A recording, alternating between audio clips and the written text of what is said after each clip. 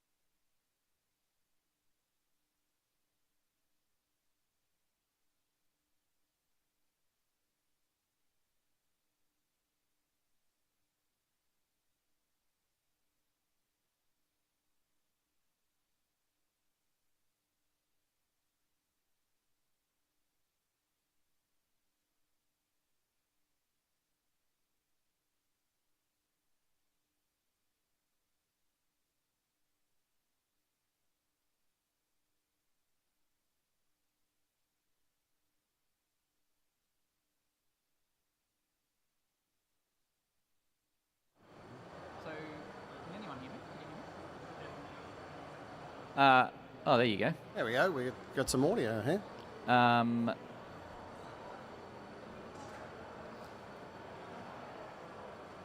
Thanks for watching. I left the out. It's the Tech Effect. Thanks for watching Tech Effect. So you don't do this, Mark. Thanks for watching The Tech the. Left a word. Make sure you Who's the teleprompter? tune in for tomorrow for more. So that's your wrap. That's Yeah, the last that's thing. it. That's it. That's about it. So there you go. That's your program on. Oh, here we go. Yeah, so we need, so this guy's coming in with 10 minutes to go. So can we get a tighter shot for, This will be off the top, show the branding of the show. Okay. And it'll zoom to a two-shot of you guys. okay.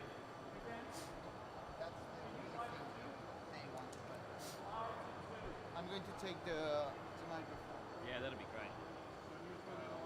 Where's the text? Go. All right. Can it go any tighter? Because Jarks is going to come in and we're just trying to avoid him like being seen, that's all.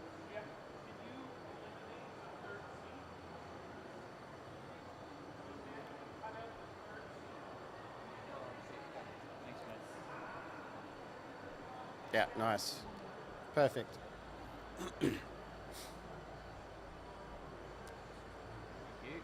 All right, so you're going to introduce, remember at 20 minutes you're going to, yep. Yep. 20 minutes, 10 to go. Do you want to check on the earpiece? Don't forget, so you're going to introduce Jarks, right? I'm introducing Josh. Yeah.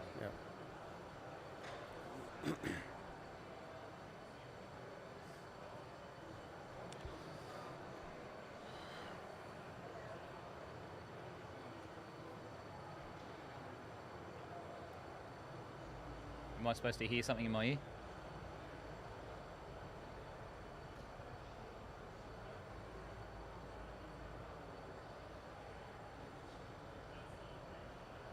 The only thing I'm worried about is the light with my hat. Yeah, it looks, I mean, the lighting is very, yeah. That one's not lighting me up. Let's take your hat off. I'm joking.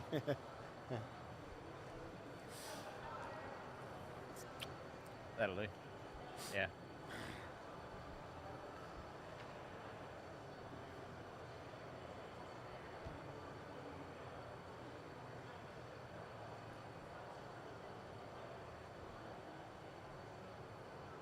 That's fine.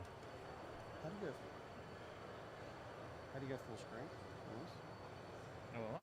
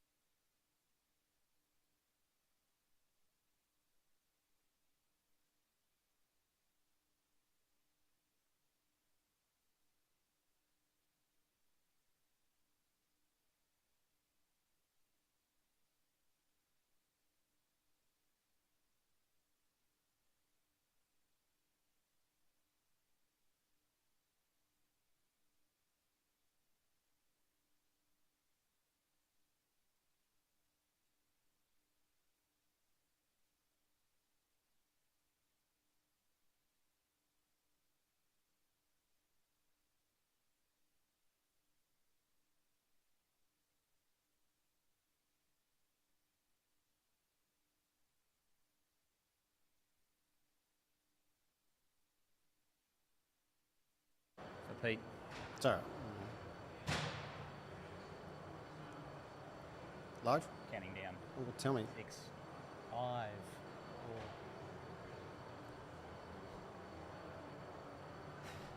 4. G'day, I'm Pete Techman Coman, and here's Mark the Bearded Tech Scan, and this is the Tech Effect Live from the AVIXA TV studio, coming to you from ISE 2025, Mark. That's an impressive intro, Pete. I've been practicing. I bet you have in front of the mirror at home. How are you? Mate, I am great. I am great. It's been a little bit of a interesting journey so far. It has been interesting. So this is your first ISE. First ISE in Barcelona. I've been to a number of ISEs in Amsterdam previously, but first one in Barcelona. This one's got a bit of a story to it. It hasn't been rainbows. My whole life is a story, really. It is. Not necessarily a good one. It's a story. Right? yeah. Tell us about the shenanigans and the happenings of the last. So Delta happened to lose my luggage on the way over. So for the last 48 hours, I've been wearing the same clothes. I've had no toiletries. It just hasn't been great. Hasn't been great for you. No, like it hasn't been, to stand beside or other people that have been near me. But there is always a silver lining, and I got fed up. We've been mucked around for the last 48 hours actually. So last night I got in an Uber and I just went straight to the airport, and I'm like, where's my bag? After arguing for 20 minutes, I got on the phone with Delta, spoke to them for 20 minutes. I gave up. I started to walk out, and my bag was right there. Just sitting turned up on the floor. Like magic. It was meant to be. It's like a homing pigeon. It was incredible. We got fresh kit, and I'm pretty happy. I'm pretty grateful for that. It's nice to see you got some deodorant on. Yes. Smell you've got some deodorant on. Yes. Hey mate, it's really good to be here. Every time we do an ISE, we always try and get new kit, like merch, equipment. Oh, kit. I thought you meant equipment. Merch. Yeah. So, like my first ISE, I remember that we had. That was 2020, I think. Was that the last one? Last one in Amsterdam. And like I thought it was the best. You were laughing your head off, but I had this DJI Osmo gimbal thing. Yeah, with gimbal with I don't know, it was an iPhone 10 or something like that, right? And then I had this I don't know if you remember, homemade cradle from this passive mixer that I got my brother-in-law is a boilie to knock up for me. Passive mixer, and I was like, man, this thing is a weapon, right? And then, but every time we've got a little bit better. I mean, that mixer stayed with me till last year. Yep.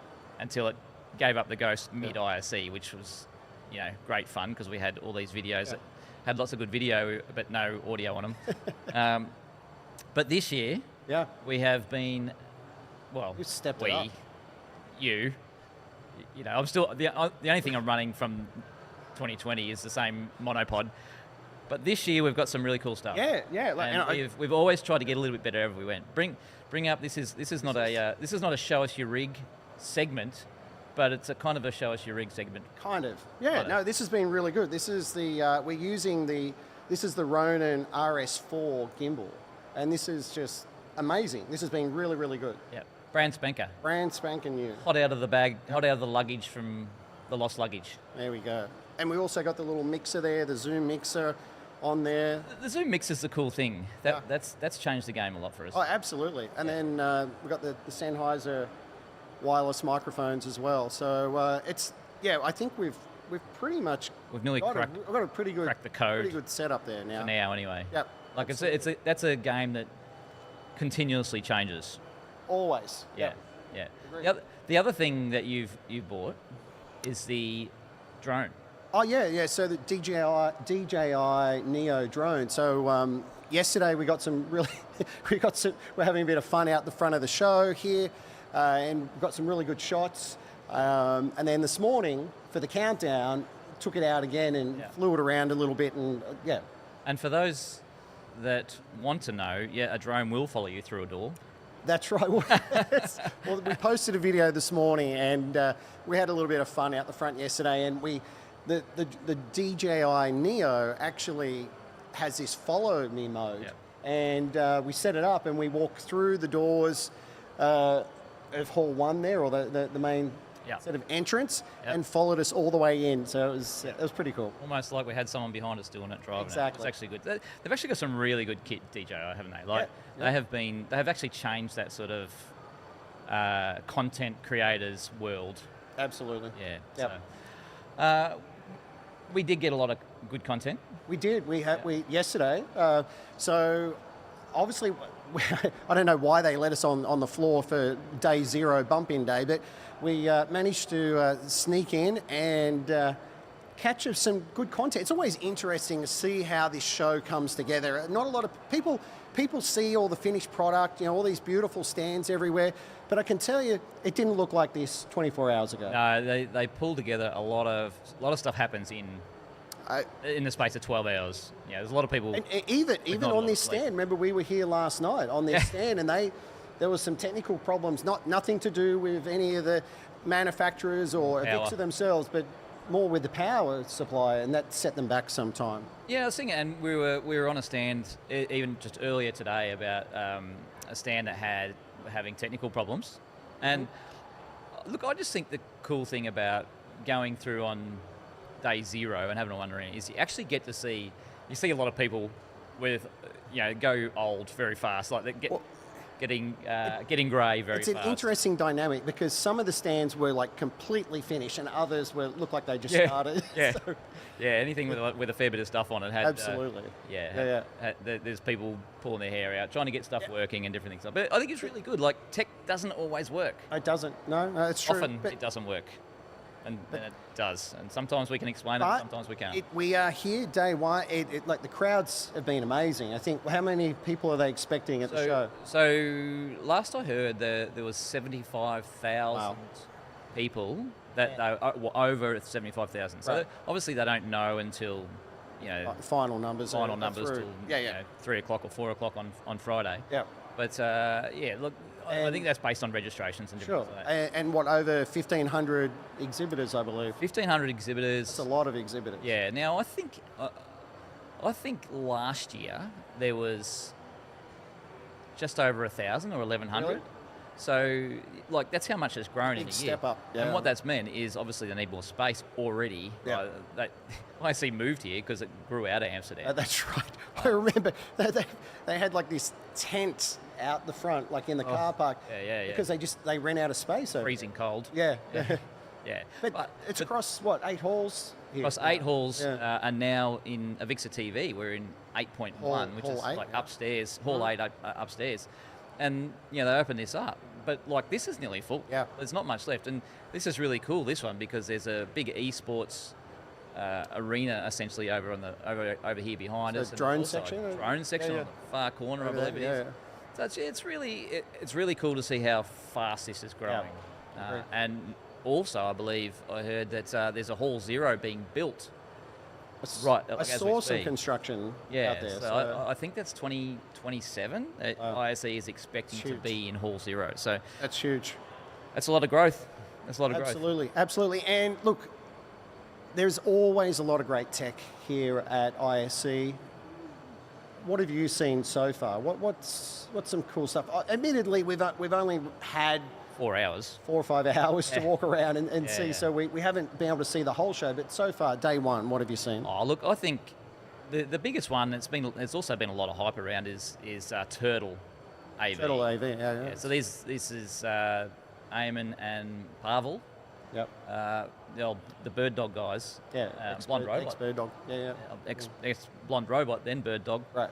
And then that, which was really sort of live production stuff, and now moving into the AV industry, Yeah. really. So their Dante stuff is really, really cool. They've built the Dante controller on board, so it's essentially a piece of hardware, which is that's pretty smart in my perspective, because AV people aren't great at selling software, Yeah. and this just puts it in there. You don't need to walk in with any Dante controller on your laptop or anything like that. You just browse to it. You still have your laptop. You don't need Dante domain control sitting on a. It's already server. sitting on a. It's on board. It's already on board on this piece of hardware. That's so cool. That is pretty cool. So that's Dante, and it's all AV, so distributing video around as well. Yep. And they've got a really cool POA little. Well, I'm not sure if I'm about to talk about it, but they've got it here anyway. So What is it? secrets out. Little amplifier. Oh, the amplifier we saw. So it was a Dante PoE amplifier. You could chuck it up in the ceiling, run a couple of analog speakers off it. Yeah. That's cool. Yeah. So if you wanted to run PoE, you can run. This runs. It's like. Yep. It's not going to bring the house down. It's like 30 watts in total. So it's 15 watts a side. Yep. But if you're going to run just a couple of speakers or just run a couple in parallel, you'll get you'll get enough to fill a small meeting space. So pretty cool. Yep. Yeah, really liked it. What about you? Well, we went on to the SCT stands, Sound Control Technologies. They've got a number of new products. Products that when I say I use, I specify all the time. So a lot of our clients, they use Cisco solutions, Cisco codecs and so on. But especially when you get into the bigger units, you're using the quad cams and then you've got the separate codec and things like that. Suddenly quite often they're not in the same location, right? Yeah. The codec is in a rack, and then we've got some PTZ cameras elsewhere, and we're trying to do a lot. Like Cisco have the hardware all there, but they're not necessarily good at linking all the solutions together. Yeah. And I think that's where SCT really come in. Niched there, haven't they? They've really found their home there. Absolutely. And there's a really cool piece of kit there. Yeah, they had the RTK AM1. Yes. Right, which is a brand new transmitter, sits at the desk, or really under the table.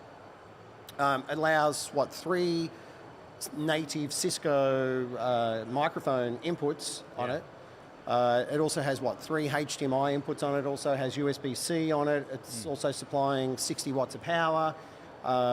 It's got some local USB-A ports on it, which automatically switch hosts depending on what's connected. So which I thought was really cool. Like I thought that alone was a great solution. The fact that you could have your laptop plugged in and then access the peripherals, and you disconnect it, and then they're available for the Cisco codec. Yeah, and just shows up on the touch and that was the other thing. That's the other impressive thing.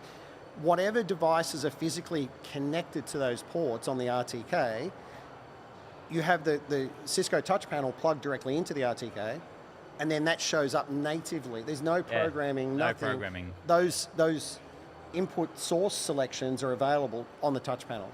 Yeah, and because I've been through that process, is a little painful trying to add additional HDMI inputs into the Cisco WebEx ecosystem. Yeah, but it's good that Cisco are allowing that, because typically in the past they've been a very closed kind of shop, right? So they've never really wanted to open up the kimono and work with others. But I think really what's happened over the last few years with Teams and Zoom and so on, they have to. They really have to. You have to play well with others. So that was. I really like that. I think that's going to be really, really popular. Yep. And then they also had the PDI, right? That little power delivery. Yeah, well, basically what it was HDMI and USB. So it plugs into one of their existing boxes, and then instead of presenting HDMI and USB, which is what we used to do at the table, you plug those into the box, into the PDI, and it outputs it as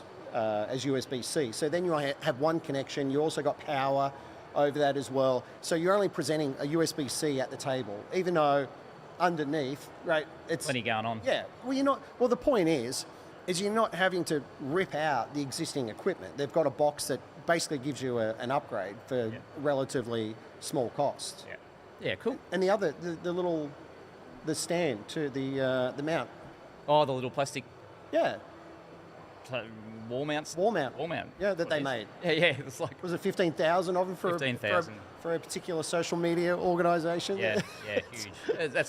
They solved the problem, right? That's what they do. They solve problems. Yeah, absolutely. And the issue was when those Cisco Navigator panels were mounted on a wall, the bend radius was too great on the cable that was connected to it, and therefore the cable was breaking or failing, and so that's why they built the mount, to bring it off the wall a touch. Well, especially in those situations you're using Cat6A. Yeah, it's getting a little thicker, a little more rigid. It's painful. The connectors are normally a bit longer and heavier, so you've got to be able to get around without ruining the bend radius.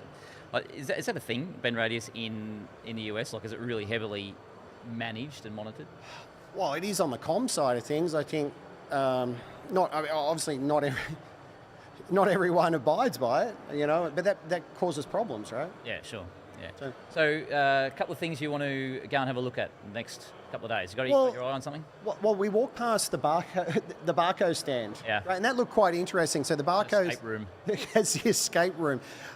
I think that's going to. They say it's going to typically takes 9 minutes to find your way out. Yeah, I mean, I think I'm likely it's going to take hours. For 8 minutes 30, having a cold beer with my feet up. You'll be there for hours. Trying to find your way out. I'll be really trying. Out of the escape room. Trying really hard. How do I get out? Yeah. So that looks cool. We didn't go on. I mean, there was a line out the door, right? There was a lot of people queued up to see that. So I'm keen to have a bit of a go at that. Let's see who we can tap on the shoulder to get special access. Get to the front of the queue. 10 to 5 on 10 to 4 on Friday afternoon. Yeah. Did you see? It wasn't. I don't think it was too far from the Barco stand. It was at Lang that had that LED. Yeah, like transparent LED. LED. That looked cool. That looked really cool. Really good effect. Yeah. That was nice. I'd like to go back and just closer check it out. Look at that. Yeah, have a good check it out. So, yeah. So Pete, one thing we didn't say at the start is we do have a special guest. We do. To come onto the show today. And this guy, we've both known for quite some time. Yep. And he has been, look, the whole Australian industry knows this guy, right? He's been a legend, bit of a legend in the industry. He's been around for a bit in the industry, that's right. Yeah, he has. Who have we got? Who's... What is a cat dragged in, Mark? Mr. Jacques van der Venter. I got that right? There we go. Jacques van der Venter. It's great to have you on the show. Great to be here. I mean, it's could probably do with a little bit more sleep. Traveling all the way from Australia. Yeah, that's right. And then I had some luggage issues too. Oh, you did? I didn't go missing. But I just had to wait an hour and a half. And after a 30-hour flight, as you know. Yeah, it's not fun. Exactly. Is have a shower. But great to be here. I mean, we've already had a very busy morning on the stand. Some existing customers, new customers. So look, you've been in the industry for a while, as we touched on. You've worked for a number of different manufacturers and vendors and so on. You've recently moved to a company called AI Media. Now, I must admit, I hadn't heard of AI Media until you moved there, right? Which drew my attention to it. And then we spoke to you like a week ago, and we were really blown away with the solution that you provide. And so that's why we wanted you to come on and tell us about it, because it's not. Mate, I don't know how well known it is even in Australia, but around the world, it's probably not as well known as some of the major manufacturers, obviously. But you're providing a really important, as I said, solution to a lot of people. So exactly right.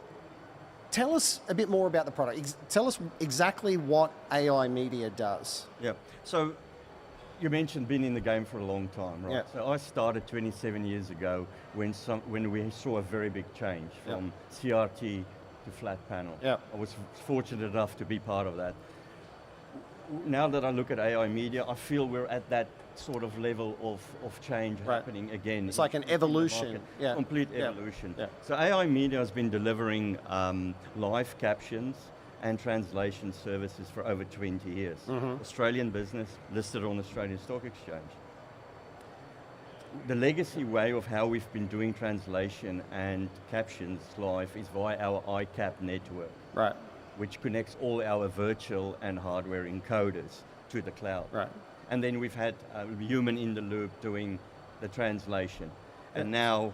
So when you say human in the loop, we're literally talking about someone who's got an earpiece in, punching it into a keyboard. Correct. So our encoder still feeds the signal up to the cloud, to the iCap, and we physically have a person sitting there doing the translation or the live captioning, sending it back down. And that's obviously going to be one per language. Correct. Yeah. Very expensive. Very expensive. Very expensive. So then in 2021, we acquired a company called EEG in the United States, and we moved to a complete automated system, introducing Lexi. Right. which is our cloud fully automated translation caption service. Yep. And Lexi compromise of the toolkit is you can translate, you can caption, we can do voice. So what about, so it's doing live translation and live transcription? Live transcription. Right. So what's the accuracy like with the system? I mean, if you were comparing that to a human, I mean, sure, humans are going to make mistakes, but I mean, if this is all cloud-based, it's AI, your system is listening into the conversation, it's trying to, I believe it transcribes first, then translates. That's how it works, That's right? correct. So you'll see on our stand, we do quite a good demonstration on the whole solution. So Right. speech to text, Yep. text to speech, Yep. and we can then take that, translate it, and output it as a voice as well. But what's the accuracy like compared to, say, human? We're running at about 98.9% currently versus about, I think it's 97.8. So we're just over You've that. just so it's overtaken. It's more accurate than someone actually sitting there doing the live transcription and translation. And a lot more cost efficient as well. Sure. Yeah, a bucket load cheaper. Yeah, that's right. So, and what about the one thing that comes to mind is latency, right? So if you're using human, surely you've got to go up. You've got to, as fast as a person can compute themselves and punch it out. Yeah. But now we're on technology doing this, AI effectively doing this. We still have a level of latency, anything Yeah. between 2 to 7 seconds. Okay. Reason being is we still have to get the audio signal to the cloud and do what we need to do and get it back into the video stream. Yeah, but for context, what's it against people when people are doing it? I would probably say about the same in terms of speed. Okay. Yeah, probably about the same. Yeah, but accuracy is obviously very. Yeah, I was going to say we're yeah. like you're only, as you said, at the cusp of where this is going to go. So it's only going to get better. You've hit the level where humans, the technology is better than humans doing it, and the only thing that's going to happen here is get better. Yeah, that's right. And we can, in terms of accuracy, we can do what's called a topic model. So we can feed prior to the event information in, and that makes bring the latency down as well as make it more accurate as well. So it's almost like having a dictionary kind of thing for that topic. You know, like it might be Correct. a global medical conference, and you know you might have some keywords in there that's very hard. Yes. That's exactly right. We can feed that in. So you've been in the broadcast industry for quite a long time. We've done very well in North America. We're duplicating that model now for broadcast in Europe as well as APAC. Yeah. And then where I come in is we're targeting government, enterprise, live events, education, to make this now as part of the automated workflow. I just think this has so many applications. So I look at it and I think, well, you know, like a court system, for example. I mean, quite often there are people that go to court, maybe they can't speak whatever the language is there. And I know in the past that obviously they have to bring in people to actually do the translation. And now, I mean, you don't have to organise any of that. So it can just, the system... Someone calls in sick. Yes. Oh, no. No, but some languages, right, they're harder to find people who can actually do that translation as well, right? So that only delays the whole system. So if you've got this automated system ready to go, it doesn't matter what language they speak. That's a really good point. And you only get charged for the time in use as well. So, Right. Yeah, and it's... And is there a limit to the languages? I think we just heard this morning we're now over 60 languages that we can... 60 languages so supporting. It's just continuously to grow. That's insane, really. It's crazy, isn't it? Yeah, super, super cool. So, Jacques, it's AI media. AI Media, as I said, we're a listed company in Australia. Head office is in Sydney, North Sydney, but we've got offices all over. R&D's in New York. We've got feet on the ground in Canada, United Kingdom. We're actually doing a project with you guys. I found out last week that we're doing a project. I can't talk about it, right, because it's a government project, but the topic came up during a conversation. I said, I know the perfect product, and they go, yeah, we're already talking to AI media. I'm like, all right, cool. Happy days. Yeah. Oh, that's good. Yeah, no, Yeah, we've been that's in the around US. a long time, and just making it fully automated. It's more accurate. Yeah. It's much more cost efficient. It's brilliant. Very excited. Yeah. Very exciting times for you, mate. Yeah, you get to take all your knowledge and experience and contacts as well, and sort of integrate that into the AV workflow, right? Yeah, that's right. Yeah, and it's something new. It's not so hardware driven as well. So And I think the thing with AI though is it gets better every day, really. exactly, generative AI improves all the time. Yeah. So the roadmap is very exciting in terms of what's coming out. Is this your first ISE? Like, not for you, but for AI First media? for AI media, Right, yeah, okay. that's our first. Obviously, been very strong in broadcast, so we've done all the broadcast shows around the world. But this is the first for us at ISE, and we've had a good turnout this morning. You know, as I said, a lot of existing customers as well as new feedback that we get, and it's been very positive. Wow. So, Jacques, people want to come have a demo. Where are they going to see you? We're in Hall 4, stand G500. So yes, please come and have a look. We've got the whole team from around the globe around.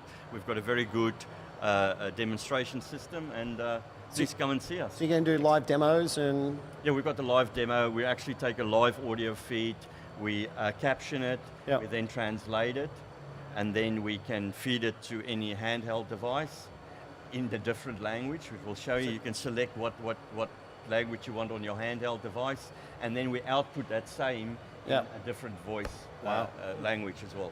All right. Sounds awesome. We've got to wrap up. Thanks for watching the Tech Effect. There's a live stream coming in. Make sure you tune in tomorrow for more. Stay with us now as we stream yesterday's AVIXA TV show. Thanks for coming on, guys. Thank you.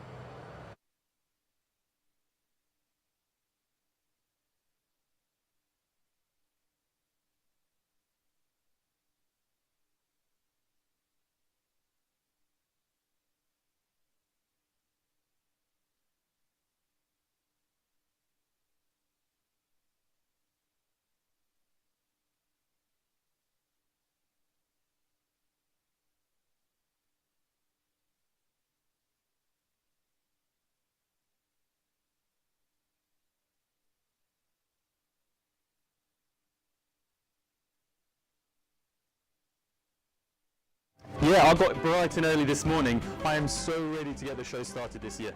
Oh, wonderful. Me too. I can't wait to get the show underway.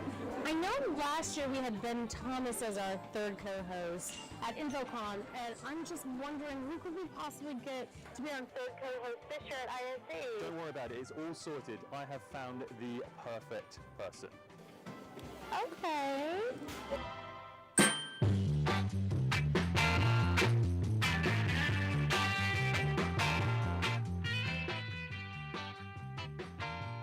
Hey Sarah, great to clap eyes on you again. How are you keeping?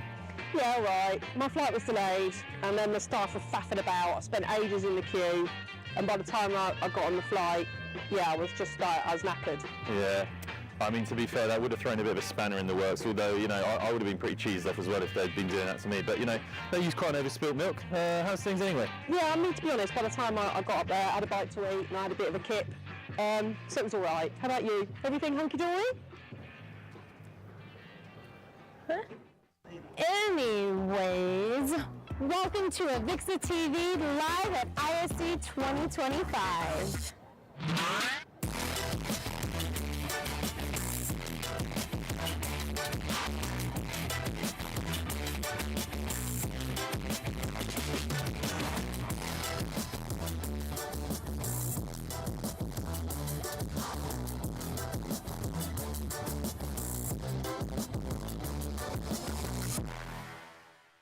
Welcome to AVIXA TV live from ISE 2025. We're coming to you straight from the heart of the world's premier audiovisual event, right here in beautiful Barcelona, Spain. I'm your host, Samantha Powell, and I'm thrilled to be joined with the one and only Ben Bernard and our amazing new co-host for this year's ISE, Sarah Cox. So together, we promise to bring you exclusive coverage, expert insights, and all the energy and innovation from the show floor here at ISE. So Ben, happy ISE 2025. Thank you very much. Happy ISE 2025. You are extremely excited to be here. I am thrilled. You have no idea. We have been waiting for this for a year. I could just run up and down the halls. You have no clue. So it's your second time at ISE. You came back, which is good. Yes. What are you looking forward to seeing this year? What's the difference? What did you learn from last year? What do you think is going to be different this time? Well, I was not aware of how massive the show was. So when, they say this hall, it is beyond belief how large the show is, and I'm loving it that we're here in Hall 8 and just getting to see all the different booths, and there's just so much new technology, and just walking the show floor and getting to engage with so many people here. So it's just been magnificent. So what about you? I was going to ask you, choice of footwear as well. Is that why you opted for you wanted the desk to cover what you're wearing on your feet? You don't need to tell everybody my secrets and how I can almost barely touch the floor here, but that's all right. You bring the 3 inches, the 3-inch heels with you in your bag. Yeah. But no, I've learned the tips and the tricks. Use the people movers as much as you can. But it's been wonderful so far, just seeing all the booths getting constructed. Absolutely. So enjoying every minute of it. Yeah. What about you? Yeah, I mean, it's just incredible. I think this is my 8th or 9th ISE, and just incredible to see how it's recovered like post-pandemic. That's the most amazing thing. It was such a shame to miss out for those couple of years, but yeah, being back, sort of bigger than ever. Registrations are going so well, and obviously being here with you, and also having Sarah join us too. It's just going to be, it's going to be incredible. So yeah, really, really excited. Yes, definitely the British takeover is happening. Yes. Wonderful. Well, why don't we get the show started? I think that's a good idea. Let's do it. It's my pleasure to introduce our first guest, Kevin Cottam, who is the VP of Sports and Live Events at Ross Video. Kevin, great to have you here. Welcome. Hey, thanks for having me, guys. Yeah, no problem at all. How's the show floor looking? Have you been able to get over to the booth and see the build-up? Is it all going well? It looks amazing. It was a heck of a walk to get in here, I tell you. It's a big show. It's amazing. Yeah, absolutely. Well, make sure you keep your eye on that step count like we've been doing. Yeah. You're going to hit some numbers. I've already got 10,000, so just keep going. Very good. So we're thrilled to be partnering with Ross Video again at the AVIXA TV studio, and we're surrounded by some amazing tech. I wonder if you could give us an idea of some of the things that we're using today, and also just give us a sense of what the partnership means for Ross Video. Sure, yeah. Well, first off, I want to say that we're thrilled as well to continue the partnership. It started at InfoComm in 2024, and now we're at ISE 2025. It's been great working with the AVIXA team. What better way to demonstrate Ross, production technology than using it to produce live content on the floor. So it's fantastic. But yeah, some of the products, there's a whole host of products being used here. First off, Inception News, right? To manage the rundown, put it all together, organize it all. We've got our Carbonite Ultra 60 with touch drive panel, 3ME. It's used for video switching. We got Expression Studio CG used for insert graphics. We're driving the displays with Expression Tessera. Yeah. Very cool. With the real-time content. We got a Tria production server for video playback. We got our Voyager trackless studio over here for the AR. So lots there. We got 4 acid cameras on the set. We've got 2 X350 pan tilt heads, and I believe we've got 1 Furio that I'm looking at right here on a Blackbird pedestal. So lots of Ross tech in the studio. It looks great. Good stuff, and there will be a quiz on that afterwards, Sam, Absolutely. so make sure, I hope you made notes. There's a lot to keep track of. Next time I'll have Siri record that. And so for those who are watching at home, they may be hearing a lot of, loud hammering and things like that, but that's just the excitement of, every booth getting built. So speaking of booths, I know you guys have a lot of cool technology there. So can you share with us what some visitors can expect to see when they attend your booth? Yeah, absolutely. So this year we have a much larger booth than we have in past years at ISE. We have approximately 30 staff members here, waiting to meet with business partners and clients alike.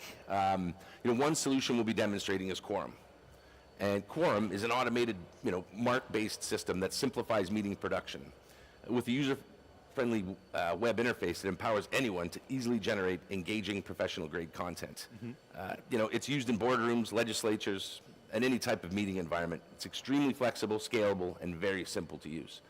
Another solution that we're showing on the booth is our powerful LED content management system. Again, the same one that we're using here today. It's used for corporate live events, studio productions, and sports venues and stuff like that. So it's comprised of Expression Tessera for real-time data integration for graphics, Ultra Mosaic for video, low latency video, and our dashboard show control system that triggers everything all at once. So you've got lights and your audio and your video, everything all in one. So yeah, that's all in the. It's all in the booth. It's going to be fantastic. I can't wait for the show to open up. All right, now I'm testing you on that. So Ross are a live production company. What does that mean in terms of the markets you serve and how you actually serve them? Well, I guess first off, Ross develops and manufactures products for any type of production. For any vertical market, whether it's corporate, live events, traditional broadcast, studio productions, you name it, we're there to help. More than 50% of our business is not related to broadcast. It's non-broadcast related production. Yeah, it's. I think a lot of people are surprised to hear that. A lot of people think Ross Video is mainly broadcast, and we are in a broadcast hall actually this year.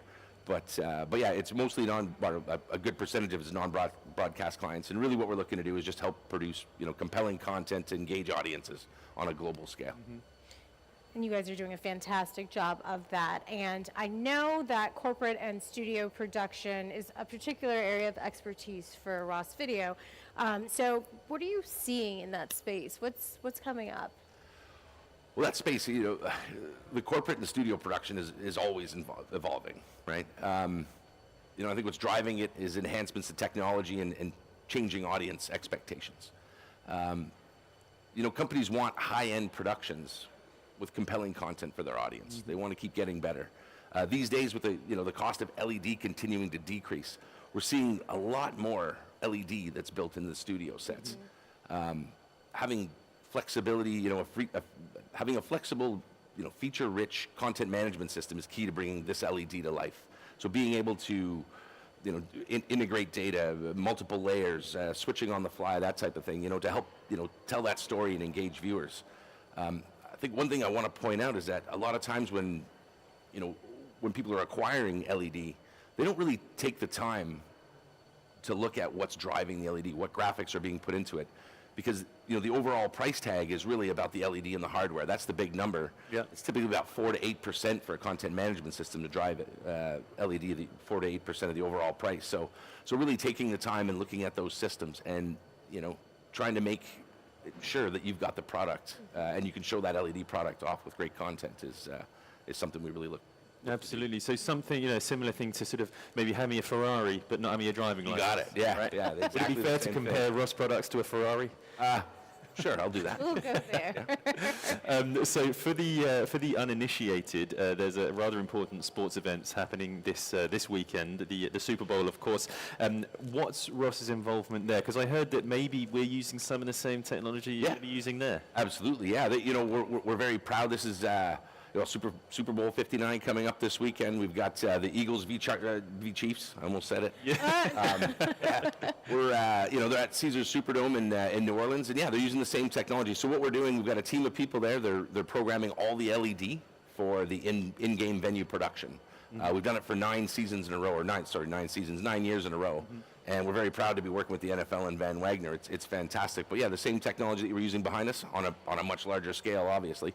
But yeah, there's a whole team there. They've been working for months getting it ready, and we're excited for the weekend. It's going to be fantastic. And it's just in stadium, the stuff you're doing. It's not actually the broadcast side, which kind of backs up your point of what you're saying about business. There's likely some companies that are using a product or two of ours somewhere within the trucks and whatnot that that are involved with the broadcast. But yeah, we're using all our technology to drive all the LED.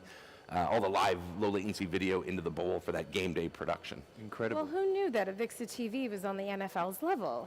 Yeah. Look at that upgrade. Well, thank you, Ross. No, I just assumed you were, and I will do my best to try and stay up, because by the time the Super Bowl's on, I'll be back in the UK, and it's going to be, time difference is going to be difficult, but I'll see if I can get some time off on Monday. I'm staying around here. You gotta stay. Yeah. So it's going to be tough. Who are you rooting for? I'll go the Chiefs. Yeah. All right, all right. I'll see if I can spot you on the camera as well. Yeah. Oh yeah, we'll talk about that later. But one question is, when striving for success, how does Ross Video, go about assigning importance between the technology itself and the operators of that technology? I always think of it, having great technology is fantastic, but that's only 50% of the battle, right? You need good people behind you. You need, good project managers. You need people to commission the systems, to train the systems, operate the systems, event support, tech support. People like Jamie behind the switcher here. Yeah, he's up there switching away. We've got Vincent over there running things. That is really, you need the people with the experience and the passion behind it to take those projects and make them successful. So, customer success is our success, and having those types of people to help, bring those visions to life is super important. So I think, again, it's a 50-50 split, right? Great technology and having those services with people that are passionate about what they do. Excellent. And I think Jamie and Vincent just got a raise as well. So I think so. I think perfect. that's what you just said. So they appreciate that. And we appreciate working with all of them. They have been tremendous. And Definitely. we can't thank you enough for being here today and for all that Ross Video has provided and really helping to enhance AVIXA TV. So thank you so much again for partnering with AVIXA TV. Up next, we have a very special guest joining Sarah Cox. I'm now joined in the studio by Juan Jose Villa, co-founder of Bike Fest. So first of all, how was the ride to Barcelona? Well, the ride in Barcelona to Barcelona was, I cannot be more happy because we had splendid weather. We have everything, but the most important, we didn't have strong winds, which are the worst thing in the bike. We have a little bit of rain, just to remember that most of the riders came from the UK. But most of the weather was fantastic. We have sunny, and this year we have a new route. So we were more time across the sea with very nice views, very good routes, and well, I think the feedback we got from all the riders was that they want to repeat next year, and they were really happy. Even the ones that came before with the new ways, the new route, they said it's fantastic. So very happy. Oh, lovely. So everything went nice and smoothly then? Yeah, very good. And so Bike Fest started as a response to the pandemic, but this year the money raised is going to another group of people very close to your heart, which are the victims of the devastating floods in Valencia. Yeah, this year we are raising funds for backup tech as usual, and also for the people who has been damaged during the floods in my hometown. I'm from a town called Catarroja, which is one of the most devastated places.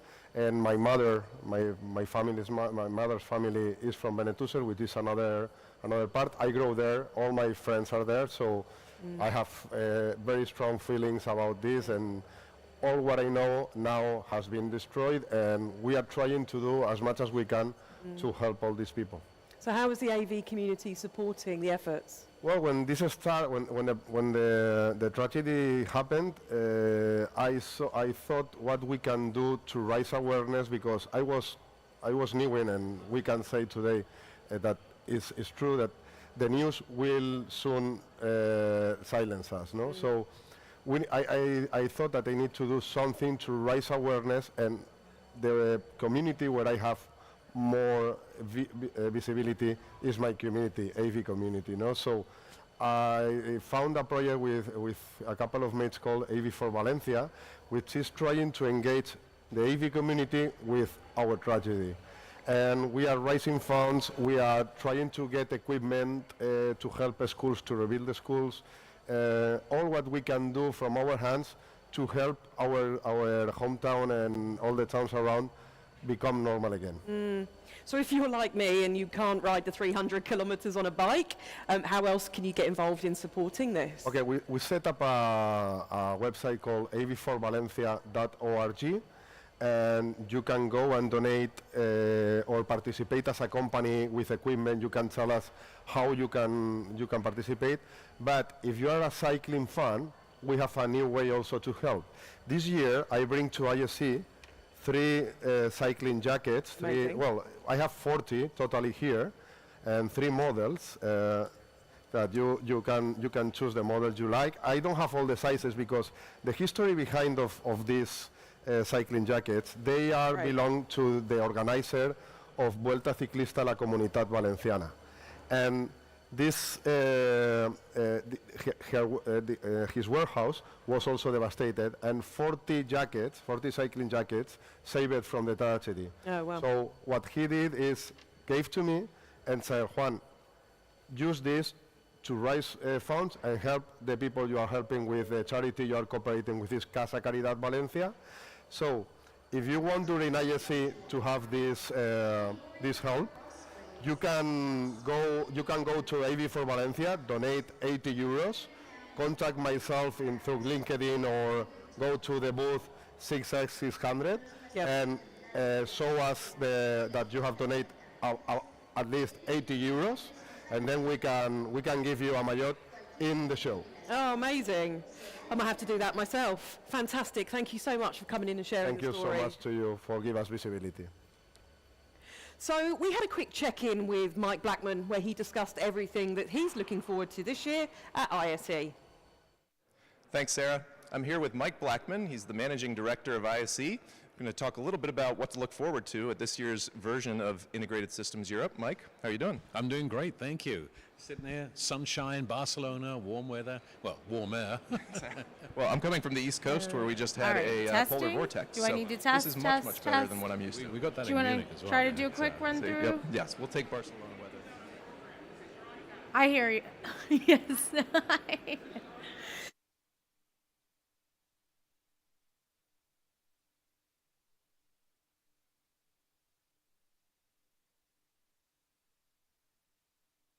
Outside right now of Hall 8.1, where we at AVIXA TV are located, but there's a whole lot going on inside here. Talk to me a little bit about some of the highlights. Well, Hall 8.1 is the new hall, and so not only AVIXA TV, we've also got our drone arena in the other corner, and this year we're featuring robots in that as well. So how AV is incorporating robotics and drones.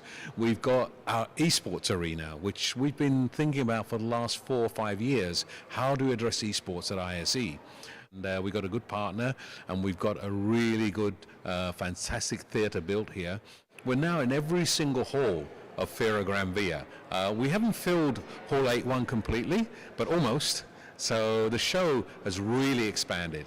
Hall 0 is under construction right now at the Fira. Another 2 years, I believe, until that opens. We'll be ready in ISE 27 plans to be in Hall 0. We need that space. So it's really, almost 2 years when it should be finished. I hope it's finished. We need it. We're looking for it. We're looking forward to that expansion potential we have in that hall. But what you also got to remember is ISE expands outside of Fira Gran Via. When we first started ISE, we saw what you were doing at Infocom with the tech tours, and we said, wow, we need to do that. And we struggled in Amsterdam to get really interesting or many tech tours. We always had maybe 1 or 2. Here we've got so many, because the city, when we approach the institutions or companies and say, can we show? They say, wow, yeah, we'd love to. And so we've got someone who, their job is only managing the tech tours. Katinka, and she puts the program together. She talks with all the different facilities, and I don't know how many we've got this year, but really, really interesting. My favorite on that actually is the San Joan de Deo hospital. It's a children's hospital. The way they're using AV is phenomenal. They've got a control room where they monitor not only equipment of patients as well, and they have patients outside staying in their own homes, and they're monitored here in that room as well. It's been really cool, as you're talking about the tech tours, to see the way that the city has accepted ISE. I mean, you were at the FC Barcelona match the other night, hanging out with the president. Yeah, that was really great. You know, I have some very good contacts in Barcelona, and I keep getting invited, and I took the advantage on Wednesday night, and it was a great game. Thank you to Joan Laporta for hosting us, and it was a nice atmosphere, nice way to watch football. I was going to say, maybe next year, if they have a home game during ISE, we'll get some tickets or something like that. But no, this is great. Yeah, we're very much looking forward to ISE. Hope you have a great show. Thank you for stopping by, and really appreciate the time. And, you know, thanks for AVIXA TV for what you're doing here as well. Absolutely. It's great to be here. And yeah, we'll be seeing more of Mike all around the show. Back to you guys. It's always so wonderful checking in with Mike Blackman for what we can look forward to ahead of the show. So a big shout out to him and his team, as they always do such a wonderful job putting together this incredible show. Don't you think? I do think, yeah. It's good to think. Great job, yeah. Wonderful. Up next, we've got another great guest for you today. We're here joined with the wonderful John Shelley with OptiSign. So John, thank you so much for sitting down with us today. Well, thank you for having me. Absolutely. Now, I hear it's your first ISE. So I want to know, what are your thoughts? How are your feet? Like, what are you thinking about your first one? Well, to give some credit to AVIXA, we're actually here in the Discovery Zone right by the studio, so most of it's done for us. And today's been pretty restful.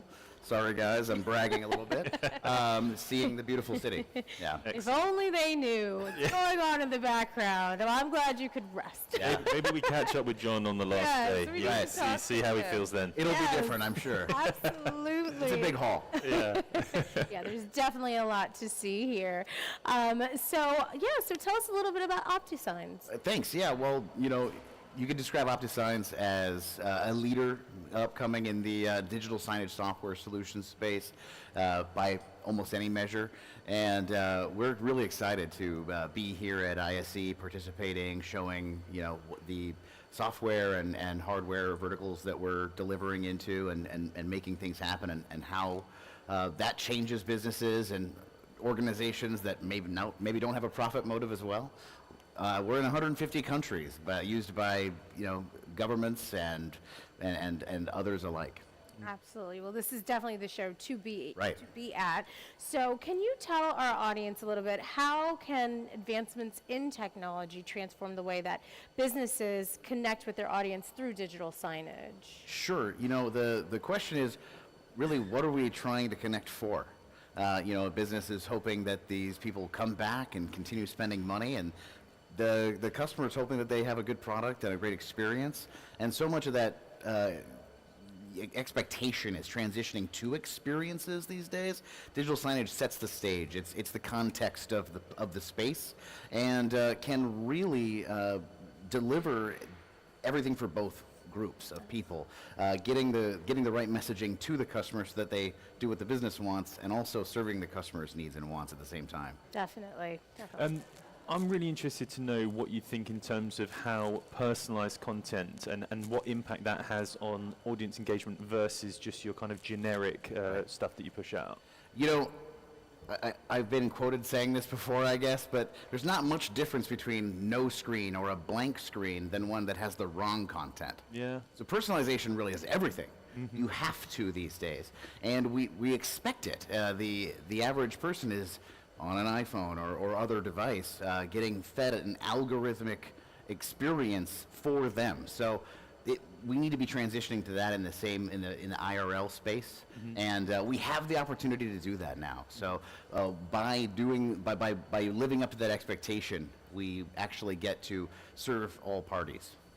Absolutely, and content is key. And as you were saying, everybody's on their phone, and they're they're so engaged. So you really need to get that right messaging, so you can get that target audience, the message that you want to relay. So, in what ways can the integration of real-time data sources? You gotta love the first day when everything's coming together. So I love everybody's getting their booths together. So in what ways can the integration of real-time data sources enhance the effectiveness of digital signage in influencing audience behavior?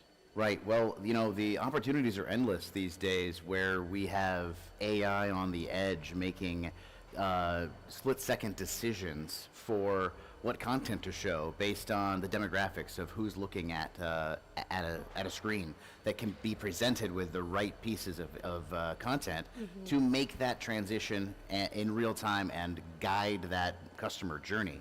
So that can come from many places, from computer vision, from CRM connections and loyalty software that knows that who that person really is entering that space, connecting through technologies that are already embedded in Wi-Fi that people are already using, Bluetooth beacon technologies and the like.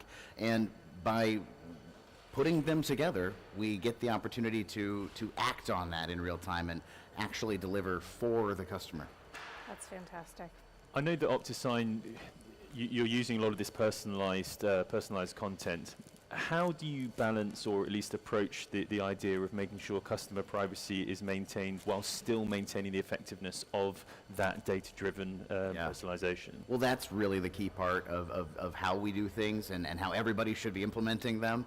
The biggest one, especially when we're talking about computer vision, is please God, don't take any pictures. You can actually make those computer vision decisions without having those pictures, without saving them. And then the rest of the data should be first-party data that lives within the business that we're serving.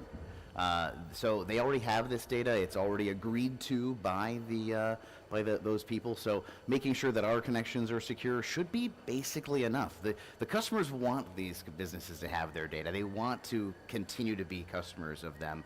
And so all we really have to do is make sure that there's, whatever changing compliance issues come up. GDPR is one of them, of course. We're here in the EU.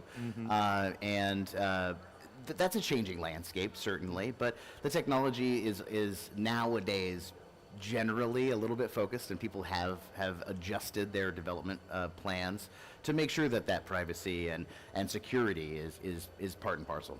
And I suppose it is part of that kind of balancing act, isn't it? If people are making that conscious decision that they want more personalized content, well then, we need something to use to personalize it from, right? So it's kind of like, how much is it of a give and take? You have to give information to Instagram for them to give you the algorithm that you want, right? Exactly. Or to quote Pete Holmes, one of my favorite comedians, privacy is uncool. Yeah. I love that. And now there's just so many things that businesses have to keep in mind when discussing, anything regarding digital signage. So can you share with our audience a little bit about what some of those key factors are that businesses really should be paying attention to when it comes to digital signage solutions, and what they can do to create more meaningful experiences for their audiences? Well, I guess let's talk about what's the meaningful experience for that audience, right? They're going to know that better than anybody. So, look in and think about what is the meaning of the experience that you're going to have, that you're trying to produce for the customer. Start there. Digital signage isn't going to solve anything, but the good news is we've got the studies out there that show digital signage works about 400% better than print signage. People remember it at a 68% higher level, and a lot of that key is the fact that you have movement in it. Absolutely. You have the opportunity to actually draw the eye and catch somebody with something that matters. So, and then make the content matter. You've already said the magic words, content is king, and that's true. It's got to be the right stuff, and that's what it comes down to being meaningful.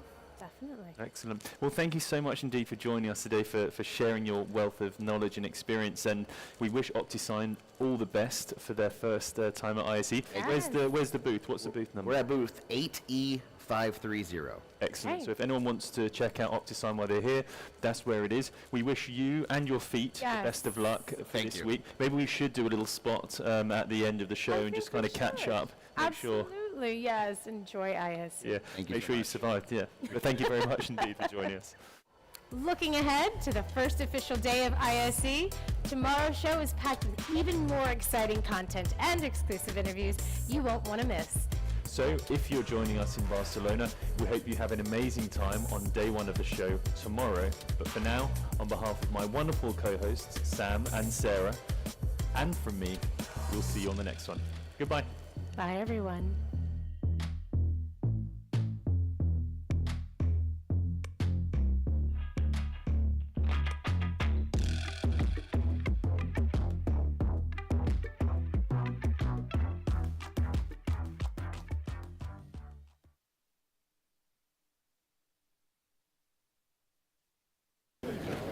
Well, Ben, I think we had a good first show yesterday.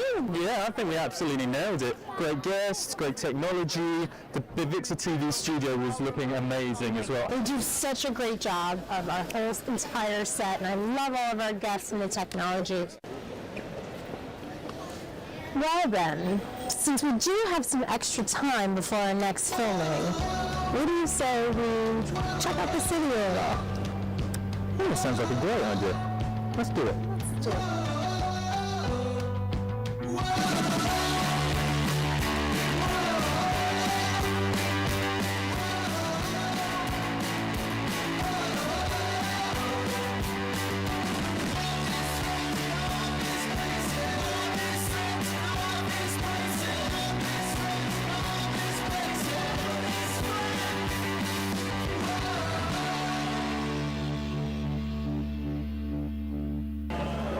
Well, that was a great day. Oh my gosh, so much walking, but it was a fabulous day, Ben. I enjoyed every minute of it with Me you. too. But what do you say we get back to work? I think we should.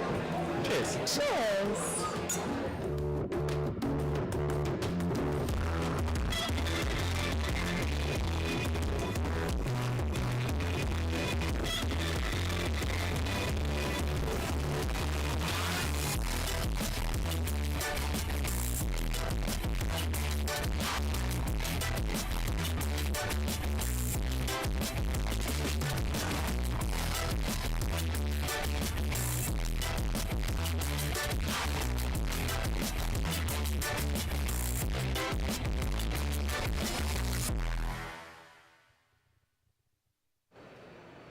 Hello and welcome to AVIXA TV live from ISE 2025, where the show floor is finally open. I'm Ben Barnard, this is Samantha Powell, and we're here to take you by the hand and guide you through a whole host of interesting and insightful conversations with our amazing guests. And speaking of which, let's get started with our friends here at Matrox Video. Guys, how you doing? Good, good. Yourself? Yeah, doing really well. Great to have you back again. How's the day one been for you? Thank you. Great so far. Show's getting busier by the hour. Getting to meet already some important customers, so can't complain. Excellent. Sam, how are the feet? Sore. Yeah? Sounds about right. Yeah. Okay, so let's get into it straight away. I'd love to give our viewers an insight into the business at Matrox Video just by talking about how important the Pro AV IT segment is to you guys. So can you give us an insight? Sure, absolutely. So Matrox as a company, we focus on both the broadcast market, mostly working with broadcast manufacturers that sell equipment into the broadcast market, but we also have an important segment which is our Pro AV segment, where we're both selling to manufacturers and directly to the channel some of our own solutions or appliances. And right now it represents over 50% of our revenue, so definitely very important. And being here at ISE is incredibly important because not only do we meet a lot of customers from Europe, but it's very international. We meet people from all over the world. And a lot of our customers are actually exhibiting here at the show, so very important for us. Fantastic. Absolutely, yes. And you can see the evolution of our industry at the show. And as our AV industry continues to evolve, there's been a strong push towards interoperability and seamless integration, and it seems like it's just more and more important. And we know that Matrox Video has always truly championed an open standards-based approach to AV over IP. So can you just tell us a little bit about why that is and what some key reasons are behind that? Yeah, it's if you think about the number of things that you know about that support cables like HDMI or very useful interoperable technologies of that type, as we pursue media over IP, that's the thing that's been missing from very useful systems is the ability to use all of the different equipment that you want on that system. And so open standards is the mechanism where we could try to get all of that utility out of a IP-based media system. We're working very hard on trying to get all of the advantages of what we could do before IP with traditional AV systems, while harnessing the benefits of being on IP bigger distances, more flexibility with routing signals. So best of both worlds. That's the whole purpose of open standards. Yeah. You know, a lot of our customers have told us they're tired of being locked into these walled gardens. That has been the case without standards. But we're breaking through that with really believing in open standards, and we're really promoting it big on our T-shirts here at the show.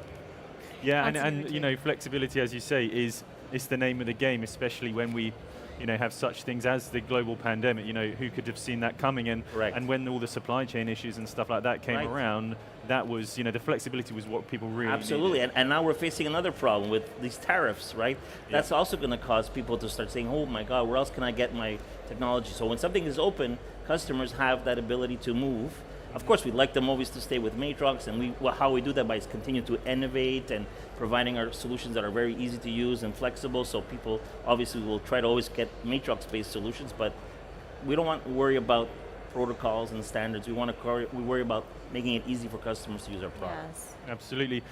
And I know that some of the projects that Matrox Video have been involved with have come about primarily because of your flexibility and the openness of those things. So can you tell us a bit about some of those projects? I know there'll be some that you can't talk about probably, but can you tell us about some of them? That was one of the problems, because I know last year we talked a little bit about how we got involved with Fuse Technology, and they produced a YouTube show at the Sphere, and they used our technology, and they used IPMX in 2110 for that. Yeah. We're working on quite a few projects right now that are actively being installed, so we can't really get into it, but these are projects that are happening both in the Americas and Europe. Some of the big banks, Wall Street banks, are going this way, large government agencies, and insurance companies, universities. So we're seeing it across many different industries that are going down this route. And so unfortunately I can't name out the projects. I wish I could. Yeah. I would have loved to, but all I can tell you is that we're seeing that across the globe and in different industries. So and I suppose, the moral of the story is you're practicing what you preach, right? You've got these big projects because of flexibility, and that's what you're talking about, as you say, with everything that's on your stand and your branding. Good stuff. Yes. And Matrox has constantly been pioneers in advancing and showcasing potential IPMX and SMPTE 2110. So how much closer are you now to making that vision a true reality? Well, that's exactly what Albert was referring to. Some of those projects are actually using those standards already. 2110 is implemented in a lot of broadcasters, it's implemented in a lot of live events. And IPMX ready products that have implemented all of the ratified protocols of IPMX have been used in higher education, in congressional buildings, in museums, in live events, and defense customers. And so these standards are at work in live installations, but they're also still growing. For example, there were just some new specifications added recently to the VSF TR10 that deal with KVM functionality, so USB support on IPMX. So while the standards are still growing and covering more bases, the parts that are ratified are already in use at customers. But we already have some partners here at the show who are showing their IPMX 2110 products, like Barco, for example, is one of them, just to name one. But there are quite a few that are having products now to help feed the ecosystem. And you are really, that is how Matrox Video is pushing the boundaries, right? You're coming out with products that really support these protocols. Is that correct? Correct. Yeah, that's like really, we are at the forefront. We are leading the pack, sort of, as you could say. We're involved at the VSF, which is the organization that starts developing the standards, and we're also part of AIMS, which groups up all the manufacturers to make sure we keep building the ecosystem. So this has definitely been at the heart of what we're trying to do to really make this into a reality. Well, it is a reality now, but to keep expanding, because the standards, we keep adding things to the standard. Yeah, well, I mean, I've had the pleasure of working with some of your colleagues in other regions, myself based in the UK, and yeah, open standards, open protocols, all that kind of stuff is what they talk about constantly. So it's good to know that that message is running through the whole organization, through all the regions and everything. I can really attest to that. Absolutely. And Matrox Videos, you guys are quite innovative, and we know that innovation really happens when you've got your manufacturers and your developers working together and to build and expand on existing technologies. So how important is it to create products that allow developers to contribute to and drive the industry forward? That's a very good question. I mean, as you know, right now we've been focusing mostly on endpoints, so working with camera manufacturers and displays, and we announced here at the show a partnership also with Panasonic, who's going to be reselling an SDM version of our Convert IP, so it's directly in the display, so even less, no unit hanging in the back of a display, it's directly part of the display. But what we're working on now is making also the processing available to be supporting this ecosystem. So we launched new 2110 and IPMX NIC cards so they can, and software, so people can put those in their system and build other solutions. So not just worrying about the endpoints, but also now worrying about the processing part. That's the next development that is happening right now. You've thought of everything. We try. We try. Including things that don't support the standards. So Oh, yes. we're the 1-2 strategy is support the standards to get as much of a useful experience on an IP media system as possible. But we recognize that not everyone could use all of that stuff right away. They already own equipment. So another major investment for Matrox is to create gateways and bridge technologies that make things that are not supporting the standards function on those standards-based networks. Good, yeah, I mean, it's innovative. I think, sounds like if people want to find out more about Matrox Video, they can go to the Matrox Video stand, or they can go to various other stands around ISE and see the technology in action, right? But we're in Hall 5 if people want to come and see us. Yeah. Okay. Booth 500, I believe, is in Hall 5. Excellent. And yes, so as Sam was saying, we're not only showing gateways so people can bring in, because people have already tech products and technologies, so they want to be able to feed the network, and we do that through our gateways. But we also launched an IP KVM that is based on 2110 and IPMX. Actually, it's the world's first NMOS-aware IP KVM. So we're doing our part to help the ecosystem, but we know we can't do it all, and that's why we have different components that allow other developers to do the same. That's fantastic. Yeah, good stuff. Well, thank you so much indeed for coming and joining us again. It's 3 years on the bounce now that we've had you guys, so hopefully next year as well. But yeah, thank you so much for joining us, and we wish you all the best for the rest of the show. We're honored to be here. Thank you very much. Thank you. Thank you. Have a good show. Well, now seems like a good time to send it over to Sarah for our first virtual studio segment, where she's going to be joined by the wonderful Meena Patel. Sarah, over to you. Thank you, Ben. I'm really excited to be joined in the virtual studio by Meena Patel. Meena is a video conference and online safety lead for London Borough of Redbridge. Meena, we know we need to do a lot more to attract the younger generation into AV, and especially women.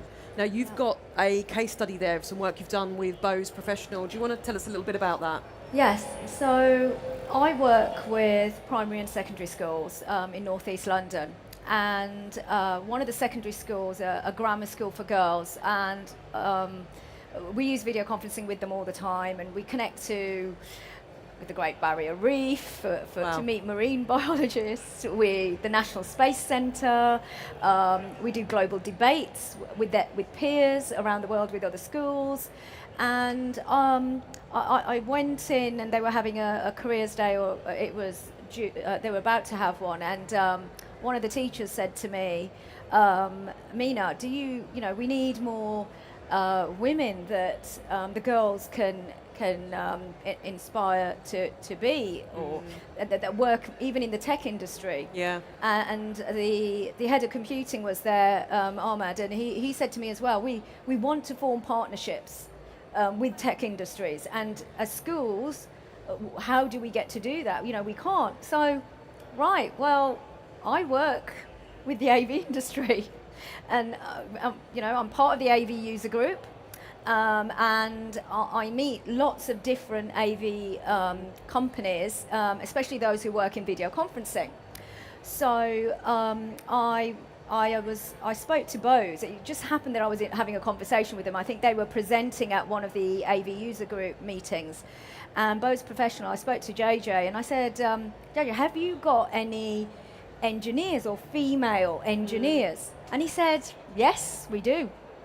And her name's Kitri, and she's in France. So that's even better, I thought, because we want to connect to global experts. Because there's something about using video conferencing and then connecting somewhere else in the world as well.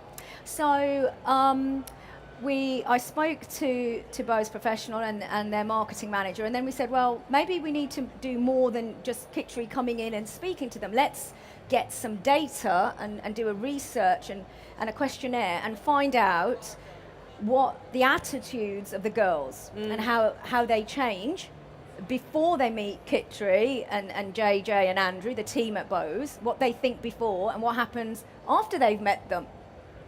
So we worked with Ivan, their marketing manager, and we got together, we put an online questionnaire together. Right.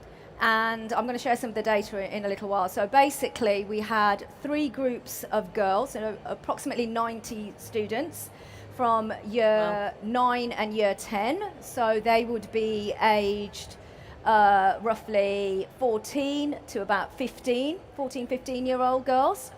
And we didn't tell them who they were meeting.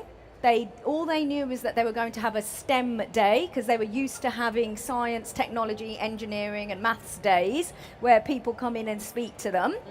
So they were all computing students, so it was relevant. They were taken off timetable and they knew they were going to get a talk. They did not know it was Bose Professional. They walked into one side of the room. Bose were waiting in the other one. We connected using Bose's video conferencing bar to France via Zoom, and Kitri joined over live link. I think I've got a photo showing Kitri on the screen. Can you just show us some of the results of that survey? So you can actually see her. And so the girls, so they carried out the questionnaire, then they walked into the room. So they did the questionnaire for about 10 questions. Yeah. Walked into the room, met Kitri over video link, and then they walked out. And then the next group came in, did the questionnaire, walked in, and then the group that had just met Kitri walked back into the other room and did a post questionnaire. Right. Okay. Okay. So these are some. So here are some of the results then. But you're going to, is it right, you're also going to publish these in the wider context for people to be able to... Yes. Yeah, brilliant. So the plan is we're going to be working with the AV magazine, and we will publish all the data that we found about the attitudes of the teenage girls to audio engineering, and the theme was audio engineering.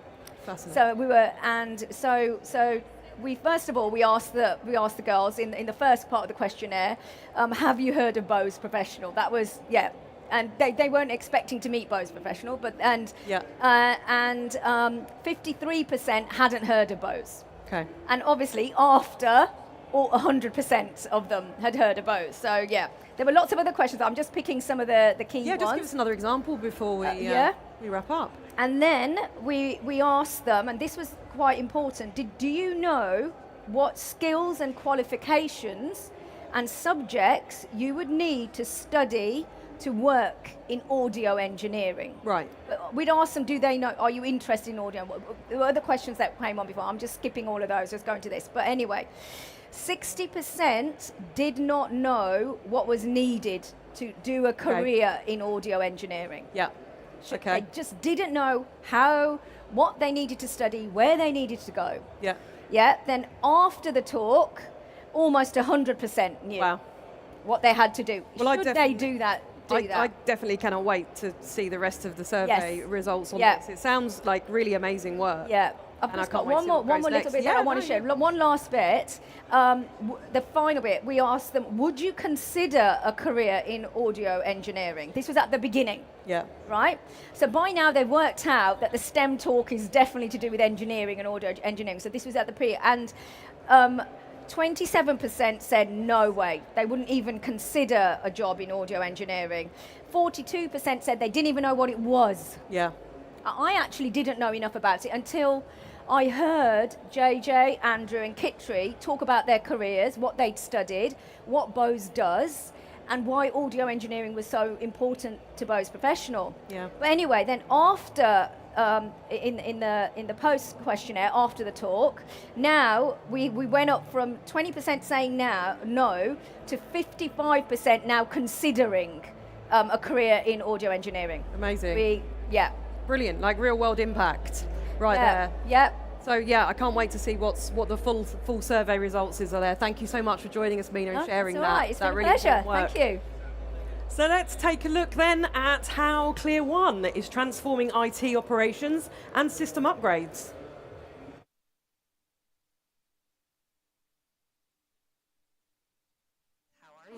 Very good.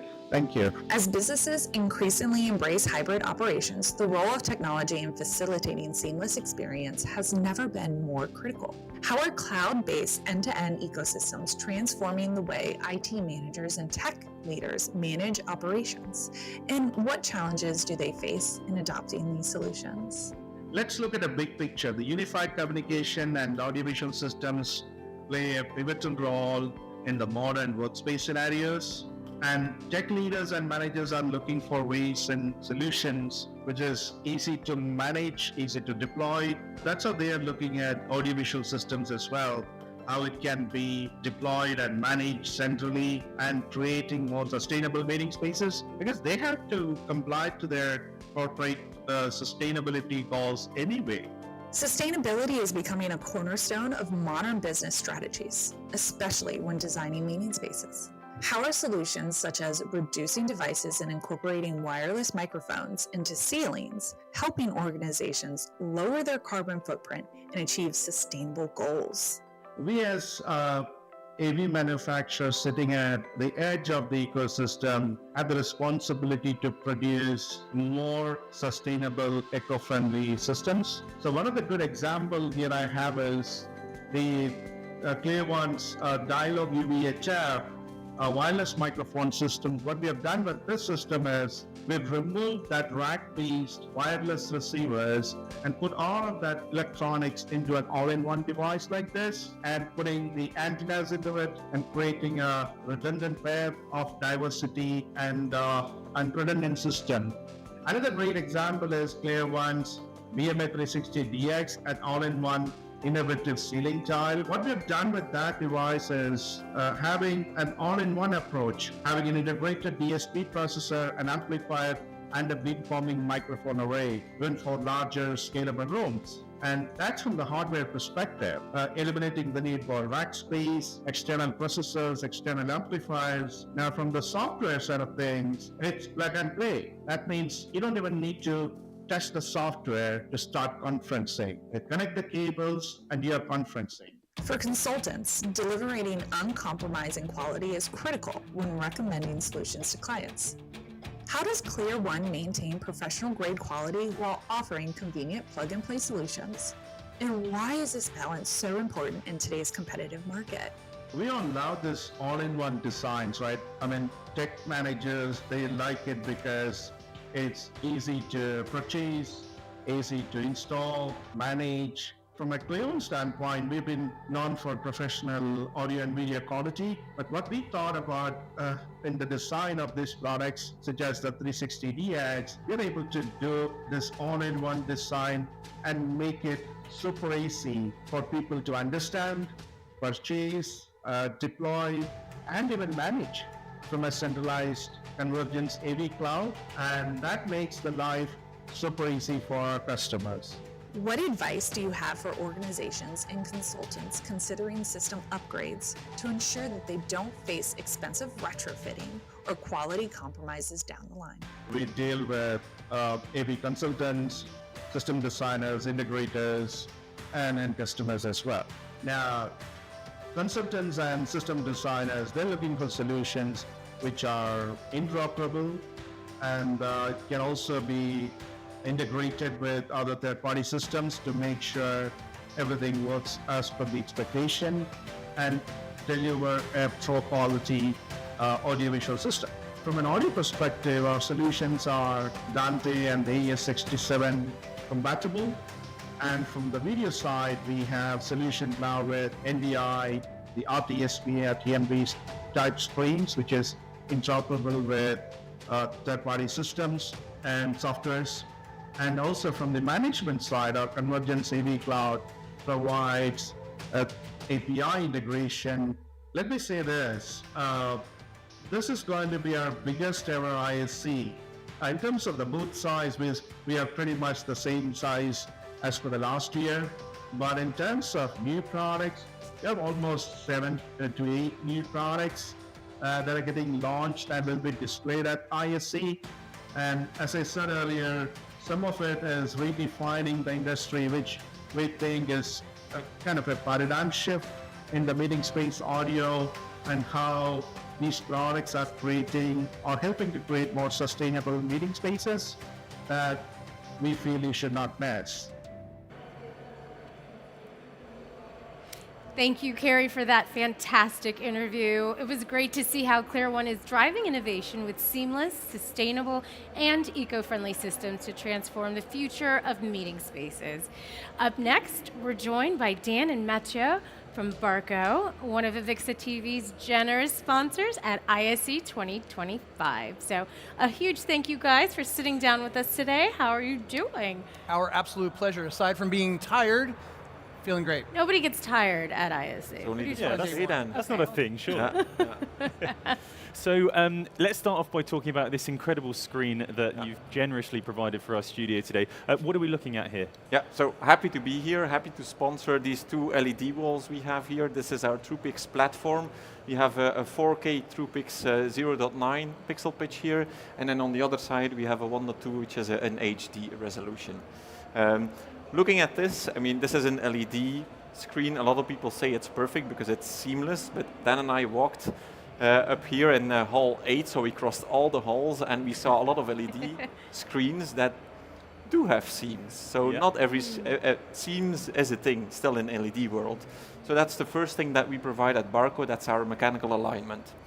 The second thing is what we call steady view. Steady view reduces our eye fatigue. So instead of having all these lines coming up, we break them up into pieces, which we make sure that our eye is not looking for patterns and also therefore reduces eye fatigue. And then last but not least, this is just a set, a top 3, let's say, of features I picked out, but we also have a high level of redundancy. So if one of these fails, let's say, or the data feed fails, then another data feed will take over and it will make sure that your wall picks up again very fast and you have a full redundant system. Good stuff. Wonderful. All of those features have really helped elevate our show, and it makes us look really good on the screen. So thank you for incorporating all of that. Now, Barco has long been recognized for its innovative approach to product design. What makes Barco so unique in terms of how you design products with a specific use in mind? Yeah. So basically, looking at this, and if you also look at the features I just mentioned, all of these have a common denominator, and that's business criticality. So we design our products for business criticality, whether that is in control rooms. Remember the redundancy, the eye fatigue, because you're looking a lot of the time, you spend a lot of time looking at the video wall. We have something like this where we have a backdrop or broadcast, also business critical, with something like steady view, redundancy, and all the other features we have. And then last but not least is everything workplace related, like lobbies or auditoria where you want to wow your visitor or employees. So that's always with a business critical mindset that we develop our products. Absolutely. And Dan, as you're here, we may as well talk to you as well. Sure. Thank you. I know you keep a keen eye on industry trends. What are you seeing on the control room operator experience side of things at the moment? Yeah, well, first and foremost, control rooms start and stop with the operator. So I think what we're seeing is the operator themselves are they're being asked to do more. So workflows are becoming more complex. The data points is becoming just more proliferation of cameras and other sources that are coming in. The emotional and physical stress, the level of threats that they're dealing with on a regular basis. So we're starting to see the operators, still central to that location of that room, but becoming more and more in need of services, support. Duty of care becomes important, which sounds really weird for AV manufacturers and integrators to talk about duty of care of individuals in a space, but realistically, that's becoming a growing demand in the arena of operators and control rooms. For sure. Absolutely, and going off of duty of care, we couldn't have a conversation about technology without addressing cybersecurity. So I will send the first question to you, Dan. So why is it crucial that we can continue to emphasize cybersecurity in today's rapidly evolving challenges and tech landscape? Yeah, I think the AV world has been saying we're AVIT for many, many years. However, we are truly business critical, to use Mathieu's term, and mission critical. cybersecurity is a big part of that, right? Our devices are living on an OT or an IT network where any vulnerability can take down or impair the ability for that organization to perform operations. So we have a duty of care, I talked earlier about to the operators in the room, but also to the organization to have safe products, to have secure products, to have resilient products. That's actually not necessarily a new thing, but we as an industry need to have a fresh perspective and importance and reliance on that. We need to be good stewards of the technology we're putting onto our clients' networks. Absolutely. And then to Matteo, how does Barco approach cybersecurity both in terms of product design and the necessary certifications to ensure protection of its users? Yeah. When we look at security, we look at it from two angles. So the first angle is what we call the process angle. That's all about how does Barco deal with this in the software development cycle, when vulnerabilities come in, pen testing that we do, and so on.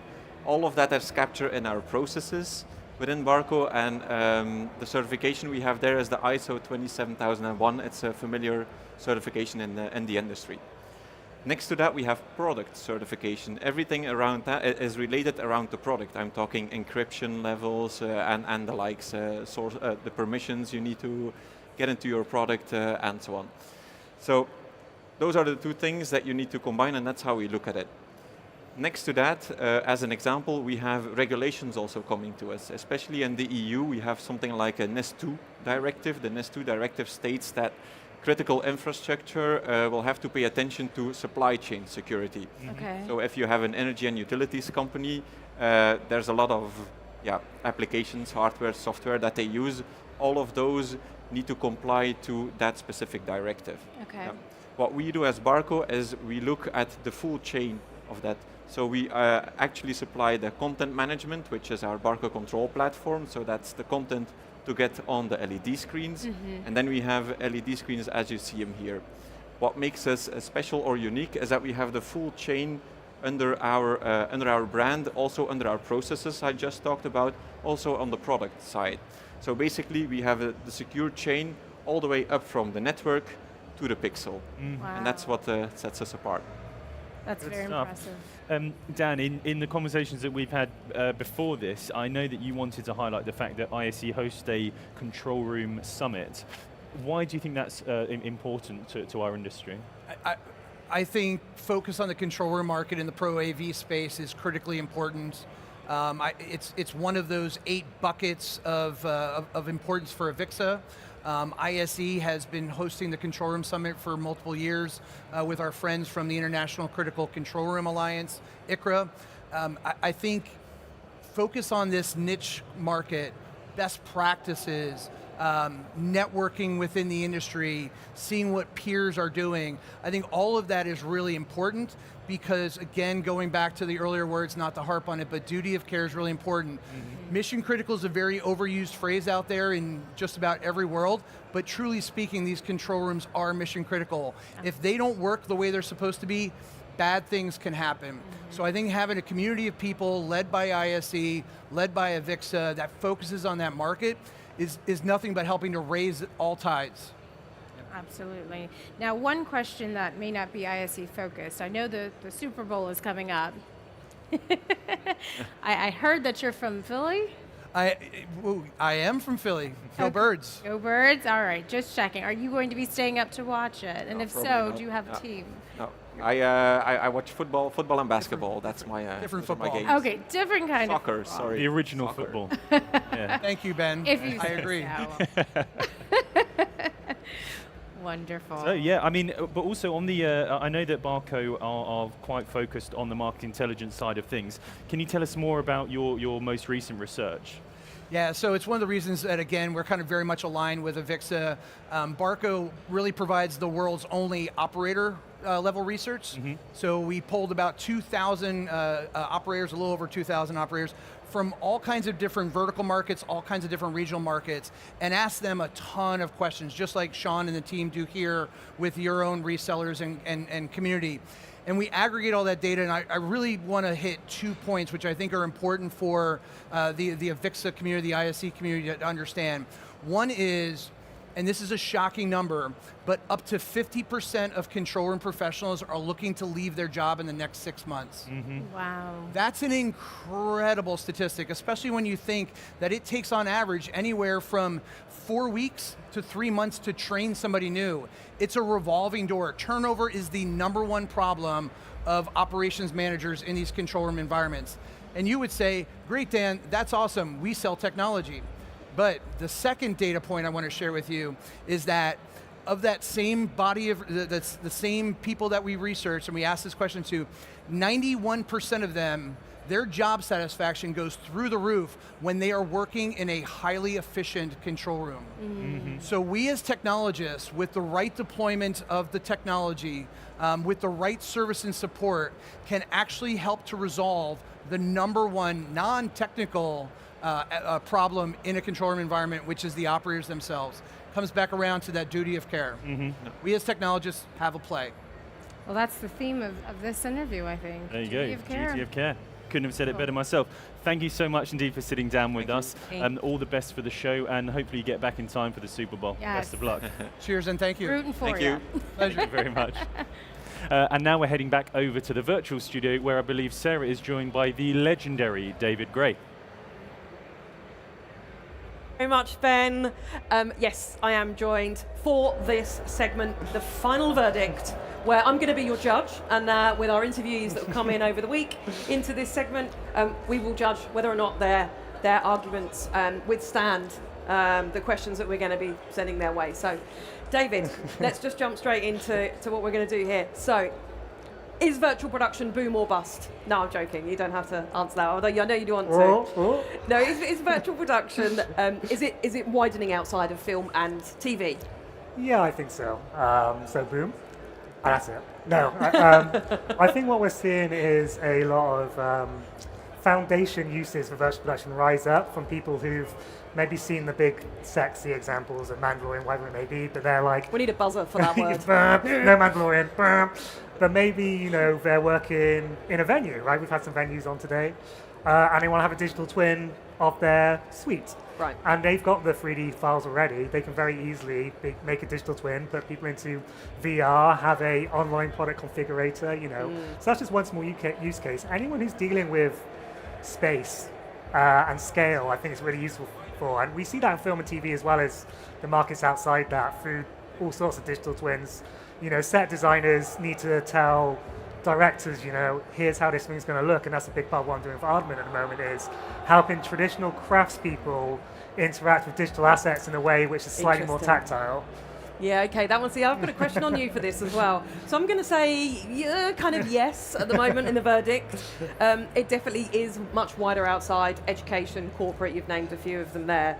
But so we've been led by technology in virtual production for too long, right? Is it capable of getting into the hands of the creatives now?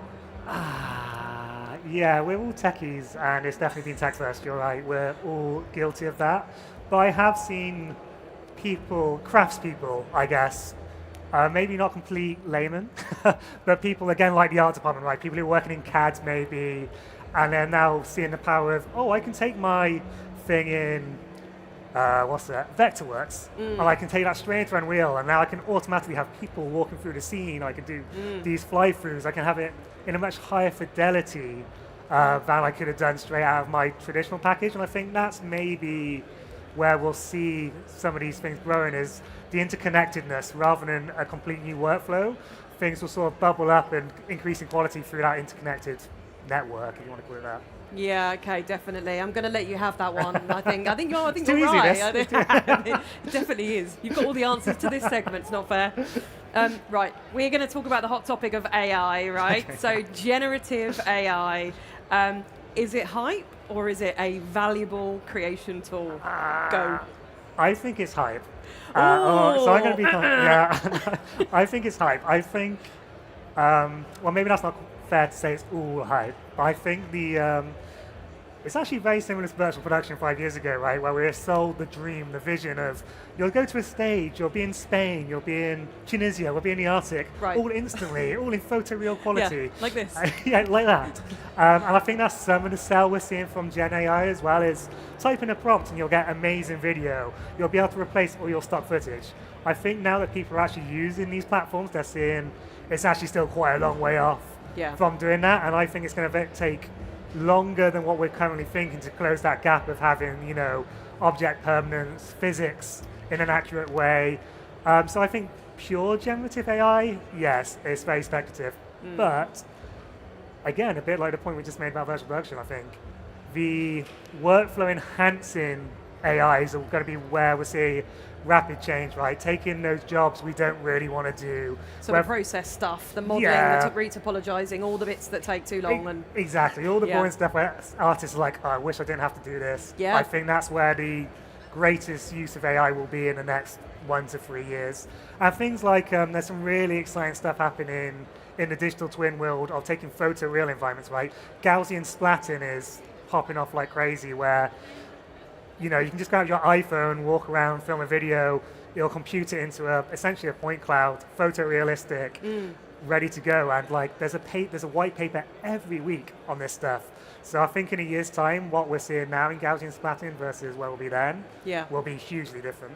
So you're saying, so the final verdict is saying hype right now, but definitely firm tools in the future, and as we evolve through into Gen AI as our workflow. Yeah, I think what we're lacking right now is the language. Like we were lacking the language of virtual production 5 years ago, we don't know how to talk about those pillars of AI yet, so we're kind of lumping it under AI, and I'm sure there's many people on this show floor who are guilty of saying this is a product is AI enabled, when really it's just a very normal algorithm. But then you get into a conversation about what is the definition of AI, right?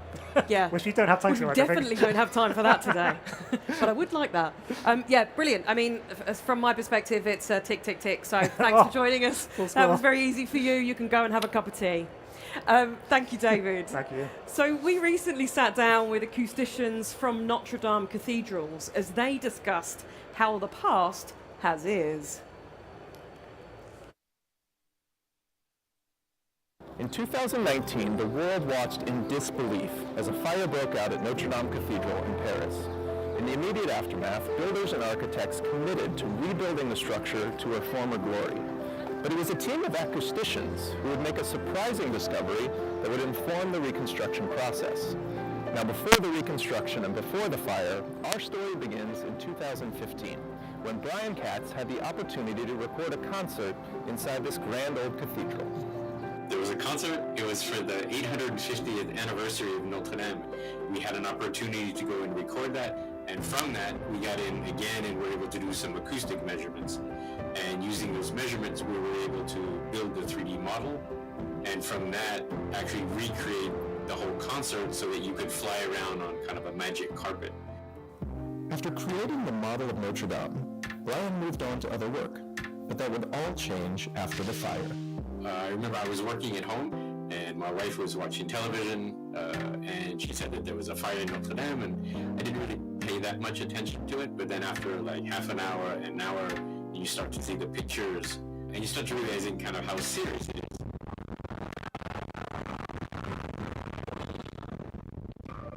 Quite soon after the fire, I got a message from a colleague asking me if I still had the measurements that we had done, and kind of realized how important those could be, and we started asking around to see if any other labs or if there was any other records, and no other lab had published records of the acoustics of Notre Dame, so that really kind of put us in an interesting position of going forward, of what we could do and help kind of the restoration project. Brian partnered with a team of acousticians who collected data that would be used to consult and advise the reconstruction committee. The first task was to get inside the cathedral and take acoustic measurements after the fire, but that proved to be more challenging than you would think. So we weren't allowed to be in the center of the cathedral because of the fear of the vault falling. And we found a company that rented sewer inspection robots, which kind of have some good traction in the tires and enough force to pull. So we rented one of those for the day, hooked up a series of 2 or 3 tripods on wheels, and it kind of pulled all of our microphones down the center of Notre Dame while we were doing measurements. The basic idea is we're trying to create a grid across the entire occupied regions of the cathedral. basically a trace of the sound as it moves from the loudspeaker where we've placed it to a variety of microphones scattered across the area. It gives us an awful lot of spatial information and a lot of energetic information as well. We're looking at things like reverberation time. We're looking at things like the center time, which is the balance of early and late energy within the impulse. All of these things help us document, but they also help us to understand the acoustics of the cathedral in a sort of human scale and human perspective. As the world celebrates the reopening of Notre Dame, Brian and Sarah Beth's research is being adapted to allow new audiences to experience the sights and the sounds of this historic cathedral. So the latest kind of production of public outreach that we have is a film called Vaulted Harmonies, which is a virtual concert, and we just had the showing, it was last Friday. So this was kind of the premiere of the film, and now we're looking at more ways to kind of show it, and we're looking at making some derivatives of the film, either in a planetarium version or in a VR headset version that would be free either on the Quest store or on a web app where you can actually pick where you want to listen during the music pieces. It's been quite easy for me to lose track of maybe the larger interest and impact that the work that I've been doing with Brian really does have. So yeah, I'm very excited to see this film come out. I'm excited to see it shared in a way that's a bit more digestible for the rest of the world.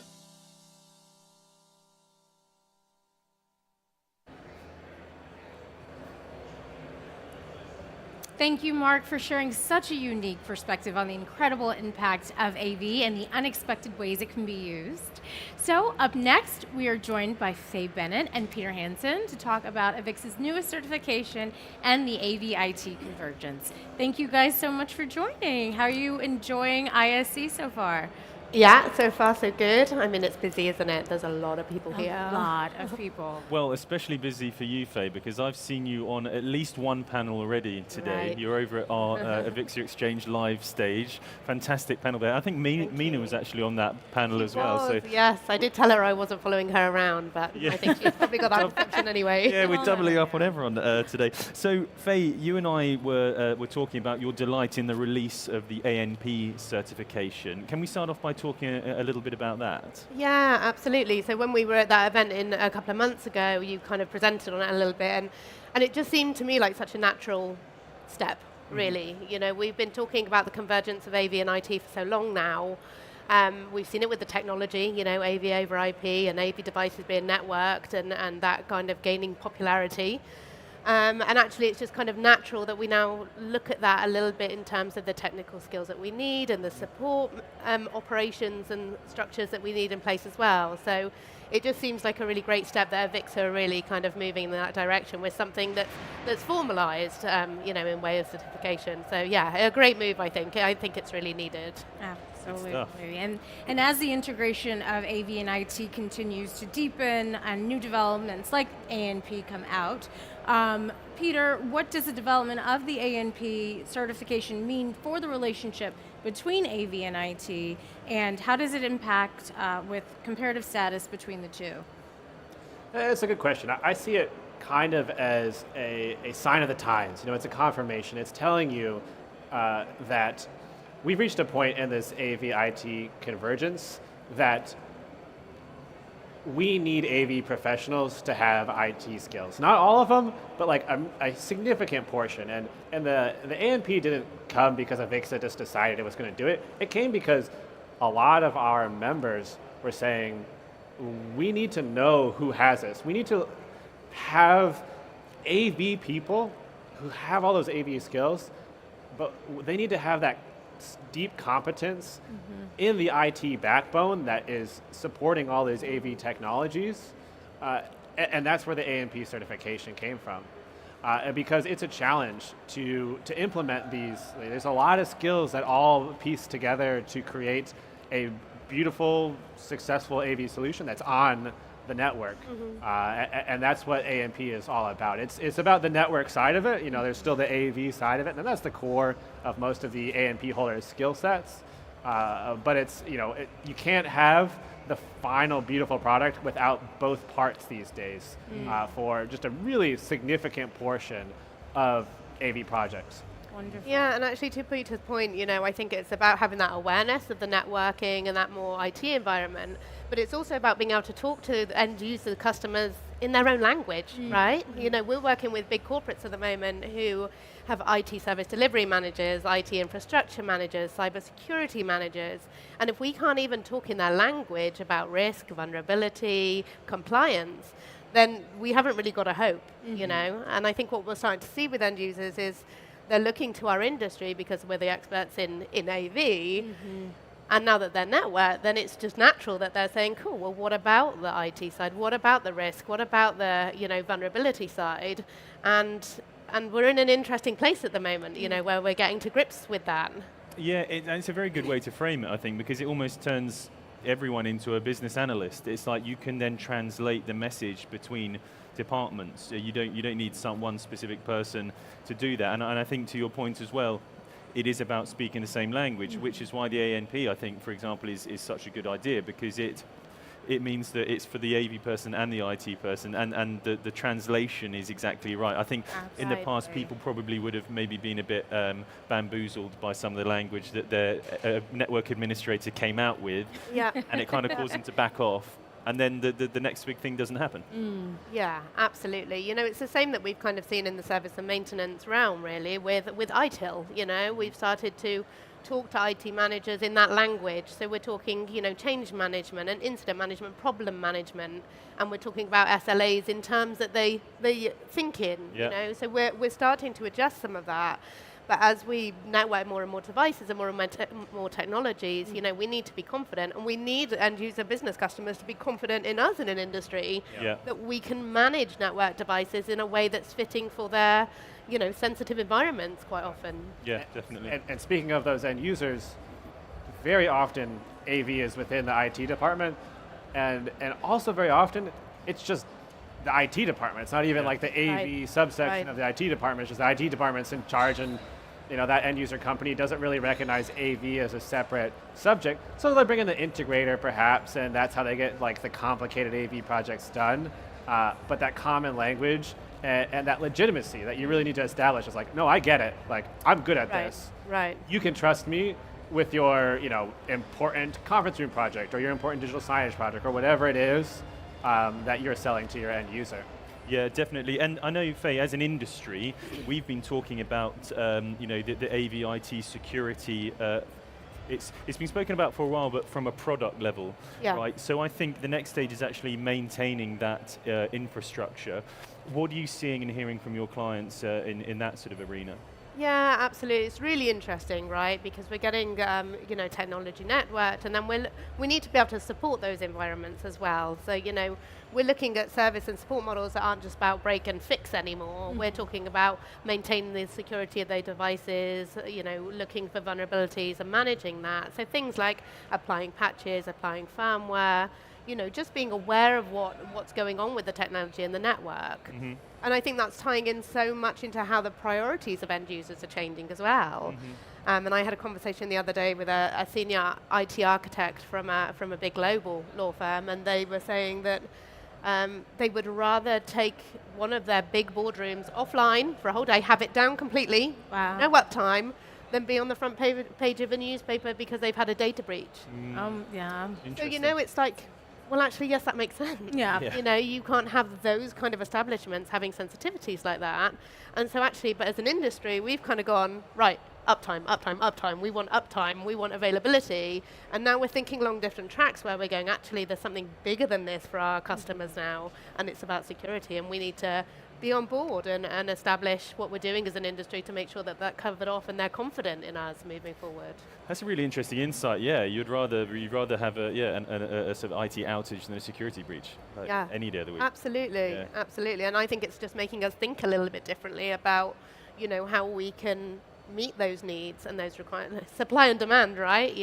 The customers we started working with are saying, well, our need is to have an AV partner who can manage the technology, manage the hardware, manage the software, but manage the networked environment that they're working on. And we need to step up, I think. Yes, absolutely. And as the convergence is really shaping our industry, I think it's important for us to truly understand how we are dividing these responsibilities. So Peter, how do we manage these responsibilities, right? Effectively ensuring scalability, cost efficiency, while maintaining high quality standards? Yeah, Sam, frankly, that's an excellent question because there's no silver bullet. It's not easy. I mean, you're taking AV. When we do a bunch of salary research, and what it tells us is AV is a high skill and as a result, high pay industry.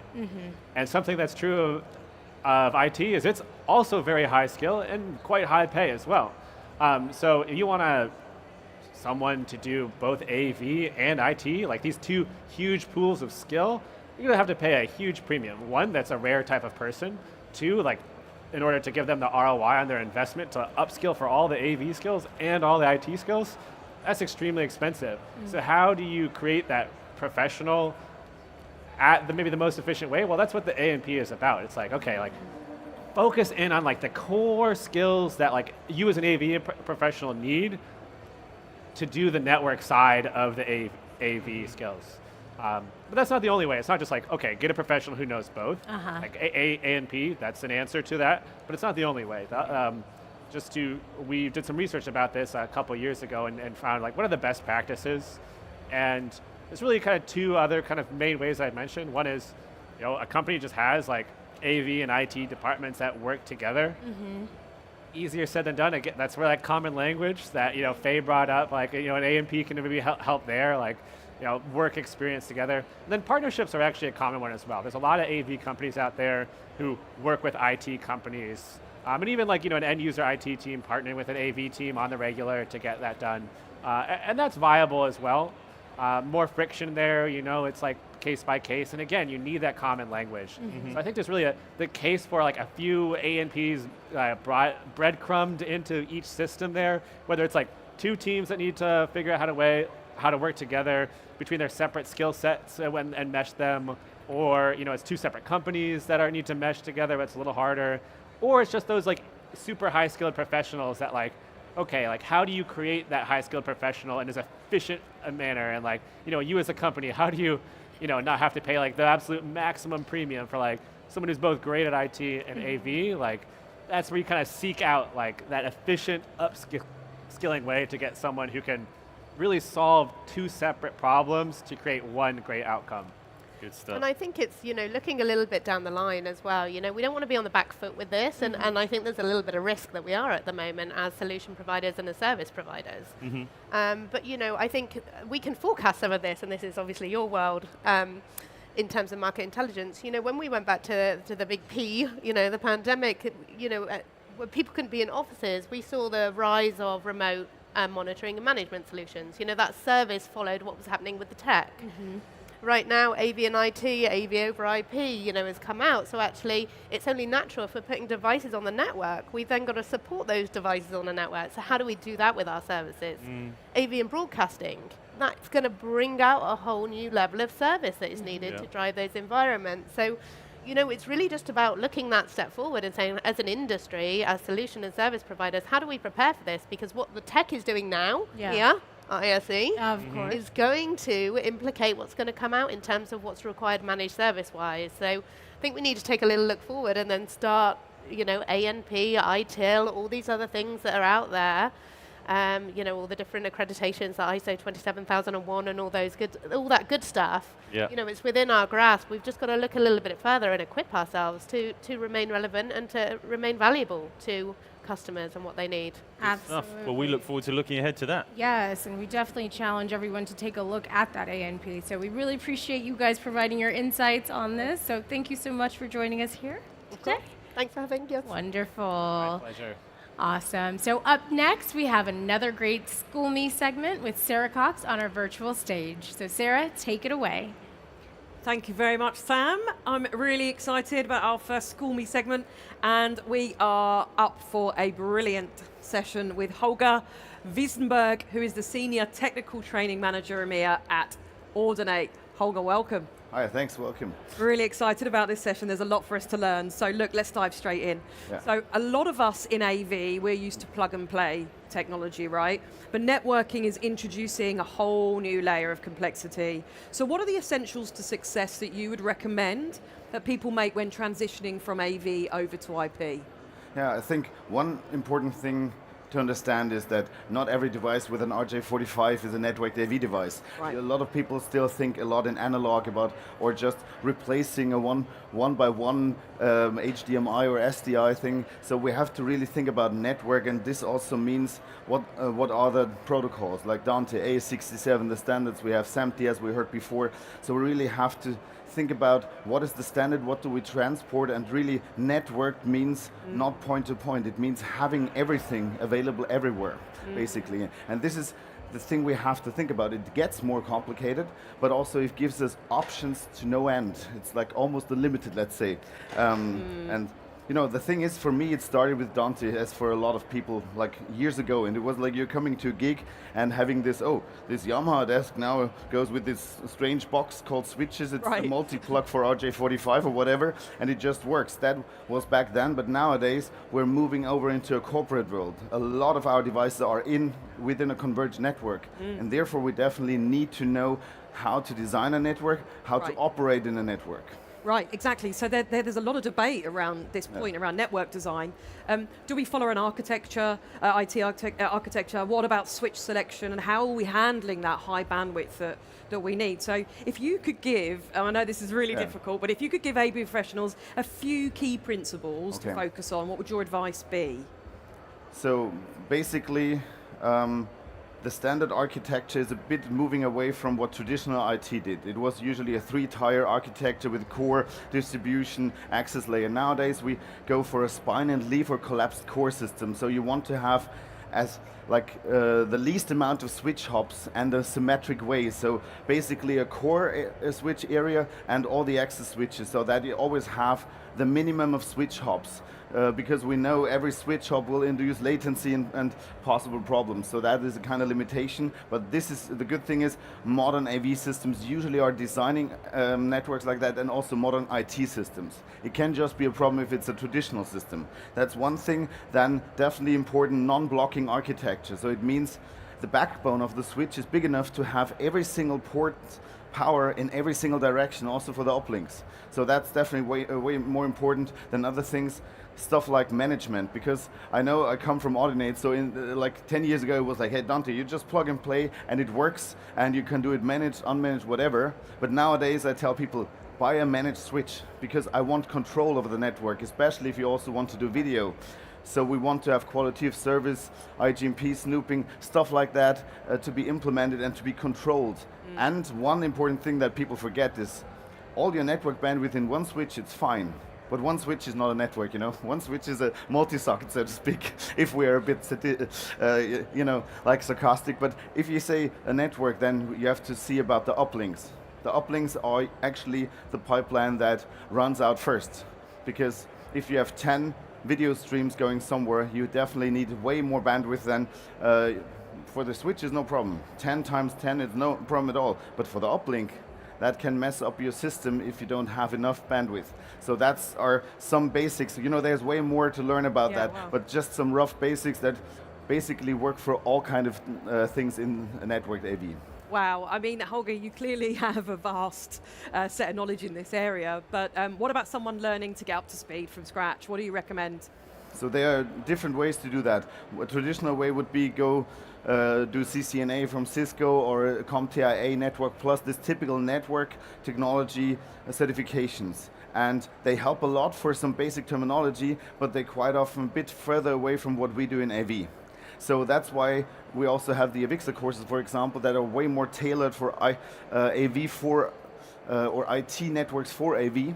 So you have like the NAVS course that I also teach, for example, or the NetTech, or also a course AV for IT. So to understand each other better, learn the same language, and that's very important. And also manufacturer training like Creston, AMX, Qsys, they have good trainings, and also our Dante training is actually one of the biggest training platforms in the world to learn about networking for AV. So that definitely helps a lot to get stuff done, and it also helps you for going with the A&P, because all our courses give you also renewal units for CTS and A&P, so it's also helping you to go down the road. And I definitely encourage you, go down the road and do your A&P. I did it right in the beginning, I think in January, as after it came out. And it's definitely worth trying it and going into it, because sometimes in my CTS classes I got asked, oh yeah, I'm coming from AV, but is it worth learning IT? And I always tell people, if you never want to be unemployed but always getting quite some money, do it. Yeah. Go down the road and learn it. Well, that was absolutely brilliant. Thank you so much for joining us and sharing in such a short amount of time. Thank you. We're now going to head to Lightech. They gave some new insights about new approach to PTZ cameras. Yeah. Well, I'm joined now by Gary Plavin and Red Fournier from Laya Technologies. We're going to talk a little bit about some new developments in PTZ cameras. Gary, Red, thanks for being here and joining me. Nice to join you. Thanks for having us. We talk an awful lot, especially on AVIXA TV, about the convergence of AV technologies and broadcast. And it's been in the works for a long time. Laya has some interesting history and perspective with some of your experiences, Gary, especially from the cinema world, right? Talk to us about maybe how we're seeing a bit of a convergence between AV and even some of those cinematic technologies too. Well, previously in the projector world, it was about, just like everything else, about resolution and display. And you started out with small little displays like this, and then as DLP and other imaging devices expanded to 235 and going on, the larger images, you were looking for more resolution. And so as we evolve into a digital world, it's about making sure that all end-to-end, you're at the same performance level. And clearly, with 4K and beyond, going from 1080 to 4K and even beyond with larger imaging devices is what we're working towards. And Red, talk to us a little bit about the way that convergence between some of those projection and cinema technologies is now being incorporated into the product line at Laya. Sure. Well, with Laya, a lot of those technologies, especially with more of the streaming realm with NDI, Dante AV, OBS type technologies, our camera technologies are evolving to actually have everything on board now. Almost, people are looking for the cameras to have HDMI connections, USB connections, but also to be able to stream right out of the box. And Gary, there are a lot of companies now offering different types of PTZ cameras, but what makes Laya unique in this space? Well, it's an overall value proposition between how refinements we've made in the actual cameras for better mechanical performance and signal performance, as well as the software that we include. But I'm going to let George Red actually go into what that's about. With the cameras, as Gary was talking about with the chips and all that stuff, we're using higher resolution cameras, so we have a superior video signal, smoother tracking and all that stuff. But with the software added, whether it's our AI camera controller or intelligent audiovisual system softwares, you can actually have those on board a PC to control the cameras, to interface with your conferencing microphone systems like an Array or Shure or Sennheiser, so that it can actually use it to track the attendees at a meeting, to do active tracking, active switching without needing external interfaces, without needing external end gestures, that type of stuff. So it actually provides you a good cost savings to the project, because you're removing some of the technology from the system and still getting that superior experience for everyone in the experience. Red, I would love to ask you a little bit. You were recently the chair of the AVIXA Integrators Council. Got to give ourselves a little shout out there, since you are a part of the AVIXA family. But why don't you know a little bit, what did you learn from that experience, and maybe how are you taking some of those learnings and applying it to the work that you're doing at Laya? So I had the interesting experience of 2 months after I became the chairperson for the council, the entire world shut down for COVID. This whole movement from video conferencing being these large rooms that high dollar investments, now all of a sudden became these smaller rooms because everyone got used to what we're doing here. And the integrators from across the country and around the world were great. We all pulled together about how we can help each other during COVID and all this stuff. And as we came out, we were coming back up to speed, and it was like, you know what, it'd be great if technology, this, and we started learning that stuff. So when I joined the LIA team, to see that we actually had tools that allowed for that, especially with the software, so that we could make sure that everybody in the room is seen, and it's not somebody that has to actually sit there with the remote control and keep zooming back and forth. It's that they're all tracked automatically. So to be able to actually be involved with a technology company that allows that and makes that ease of use for all of the integrators without them having to become specialized and certified in 12 different companies, technologies in order to be able to do this, has been a great asset. Yeah. Well, we thank you for being a part of the Integrators Council. We really appreciate your willingness and your time to do that. Really looking forward to seeing LIA at ISE. Gary and Red, thank you so much for taking the time to chat with me a little bit today, and we'll be seeing you down the road here soon. Been a pleasure. Thanks for having us.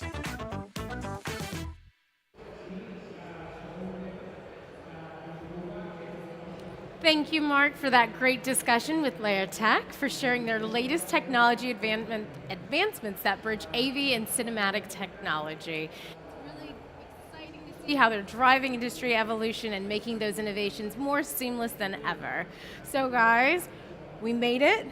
Day 2 of the first day of the show.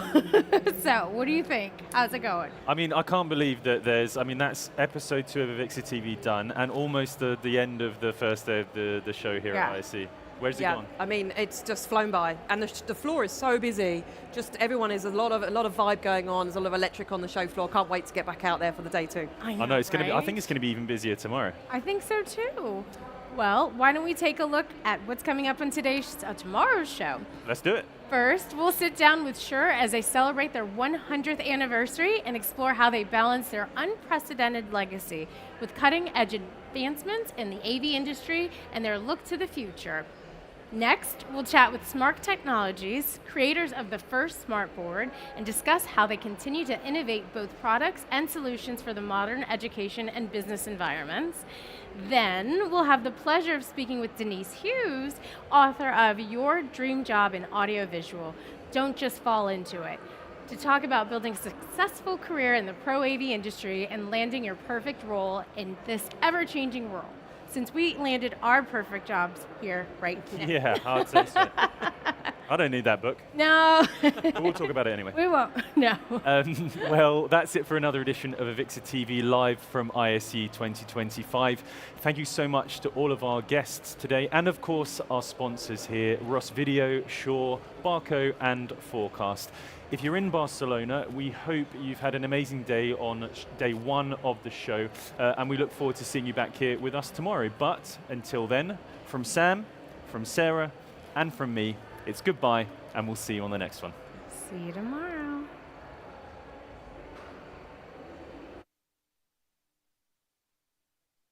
We're here to answer your burning questions for our experts. Today,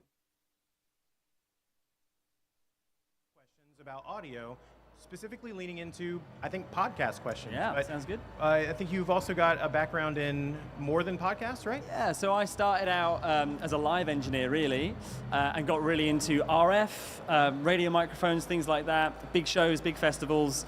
So that was where I cut my teeth and was working for about 10 years. And then obviously the pandemic hits, not so many live music events anymore. Sure. But Shure, the company that I work for, we have a number of excellent microphones, and one of them, the one we're using, the SM7B, became very popular for podcasting. So I found my skill set pivoting, and I started working on a lot of podcast-related tech support questions for customers that were just getting into it, what they needed to know. A lot of artists actually that we were working with started doing podcasts, and we were able to give that kind of support. So I'm able to have a foot in both camps now, in both areas. Yeah, I mean, here's a plug. I use an SM7B. I was actually just using one in my hotel room for recording. So those are great mics. But like you said, a lot of folks are coming into recording now in different ways because of podcasting specifically. There's more people buying microphones. And so we've got a couple popular questions, but one of which I want to start off with is about possibly getting a new mic. Okay. So let's start with this one. The question is, when should I get a new mic, and when should I instead just change my environment when podcasting? Such a good question. I think that depends on what problem you're having, right? So, I mean, this is a good example. We're in ISE Hall 8 right now. There's a load of audio stuff going on, and we're using SM7Bs, so it's going to be very, very focused on us talking. I imagine there's still a little bit of bleed that's going to get into this system. Our audio engineer is doing a fantastic job. Sure, yeah. But ideally, if we were going to do this, we might not do it in ISE. Maybe we change our environment to go somewhere quieter if we were going to turn this into a big, long series, right? Depending on what problem you're having, if you're recording in your kitchen and you've got a big, large diaphragm condenser microphone and it's picking up the sound of the taps, the microwaves, the cats, then opting for a new microphone in that situation would assist, but maybe not completely solve the problem. Yeah. So you might want to be doing both things. What's cool about this is getting a new microphone is relatively cheap. If you've got the big large diaphragm condenser, you get an SM58 for $100. It's going to do a really good job for you, and you can probably still keep podcasting in your kitchen. Remodeling your kitchen into a podcast studio might not be the most cost-effective way to solve that problem. So I do think it depends on what problem you're having. What do you think? How do you tend to run this up? Honestly, I would break it down to thinking about control. Yeah. Not that we have to be control freaks, but we are going to be a little bit of a control freak if we're responsible for audio. So for me, I think it's about what can you control in this scenario. If I can control my environment, then I should try that. Yeah, for sure. Because I've already picked my equipment for a reason. So true. But if I cannot, then I would lean on the equipment side because, like you said, the cost of doing so is generally speaking pretty small.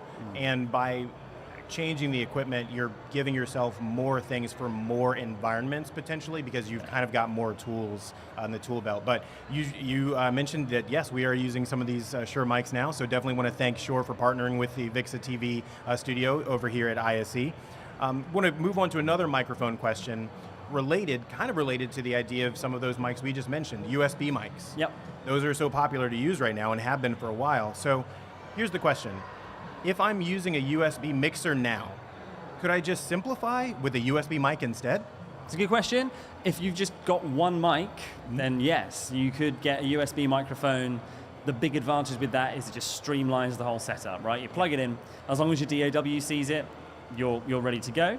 Yeah. I think if you're ever going to be recording with multiple people in a space, there is still a place for the podcast mixer, especially as they can print a mix there and then, right? So you can do a podcast into a podcast mixer, it prints out a multi-wav, you can then just get your daughter see that as well and get that straight in.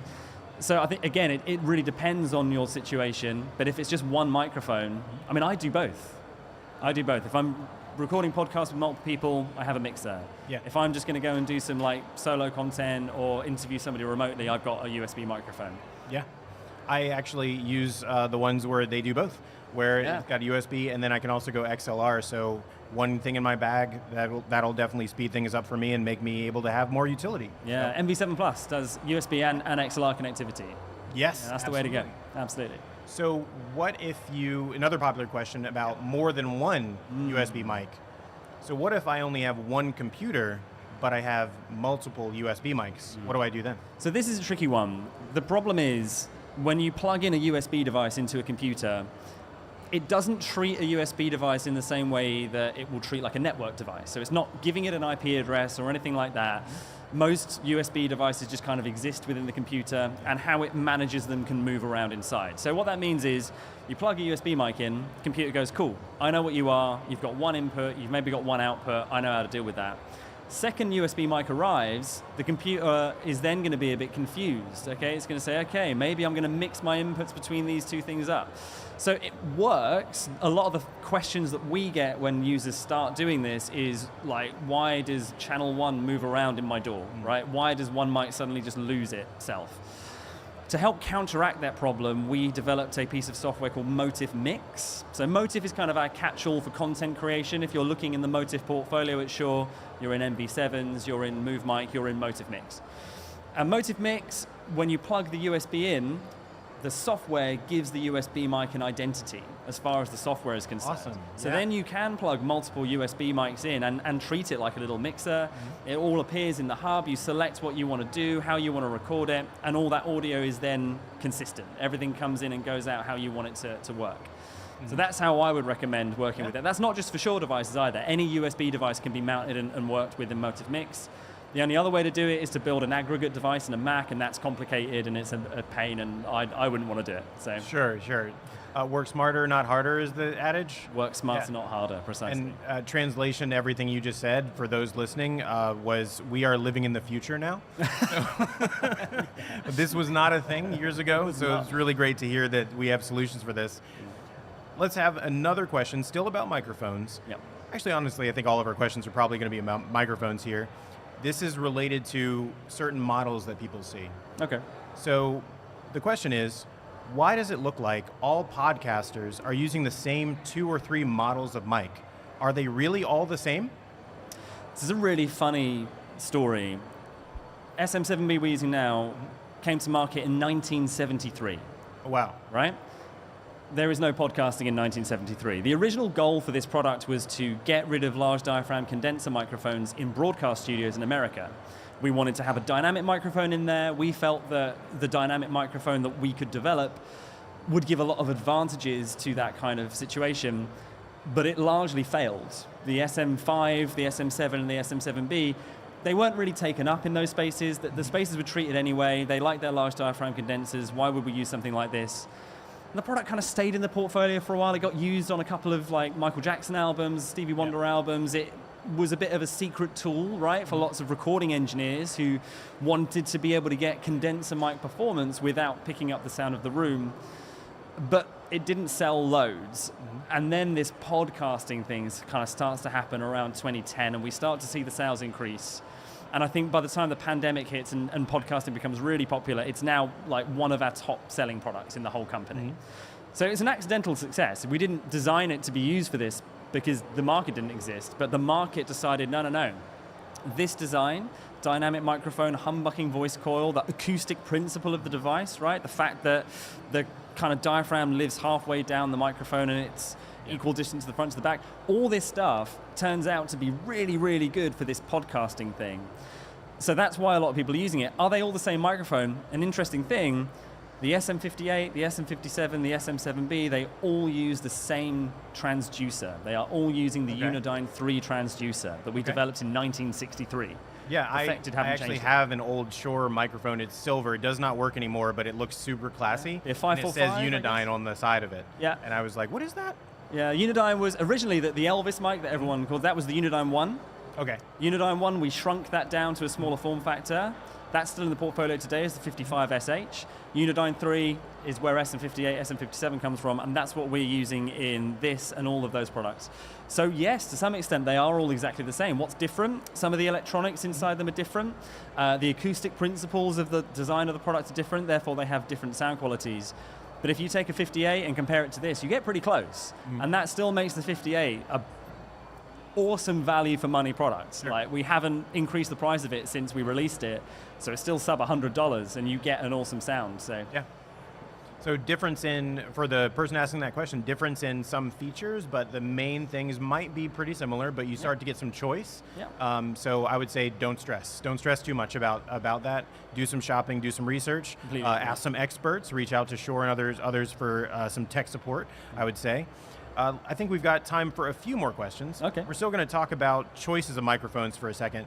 This one I think is a great question because in some cases, I think the answer will be different here.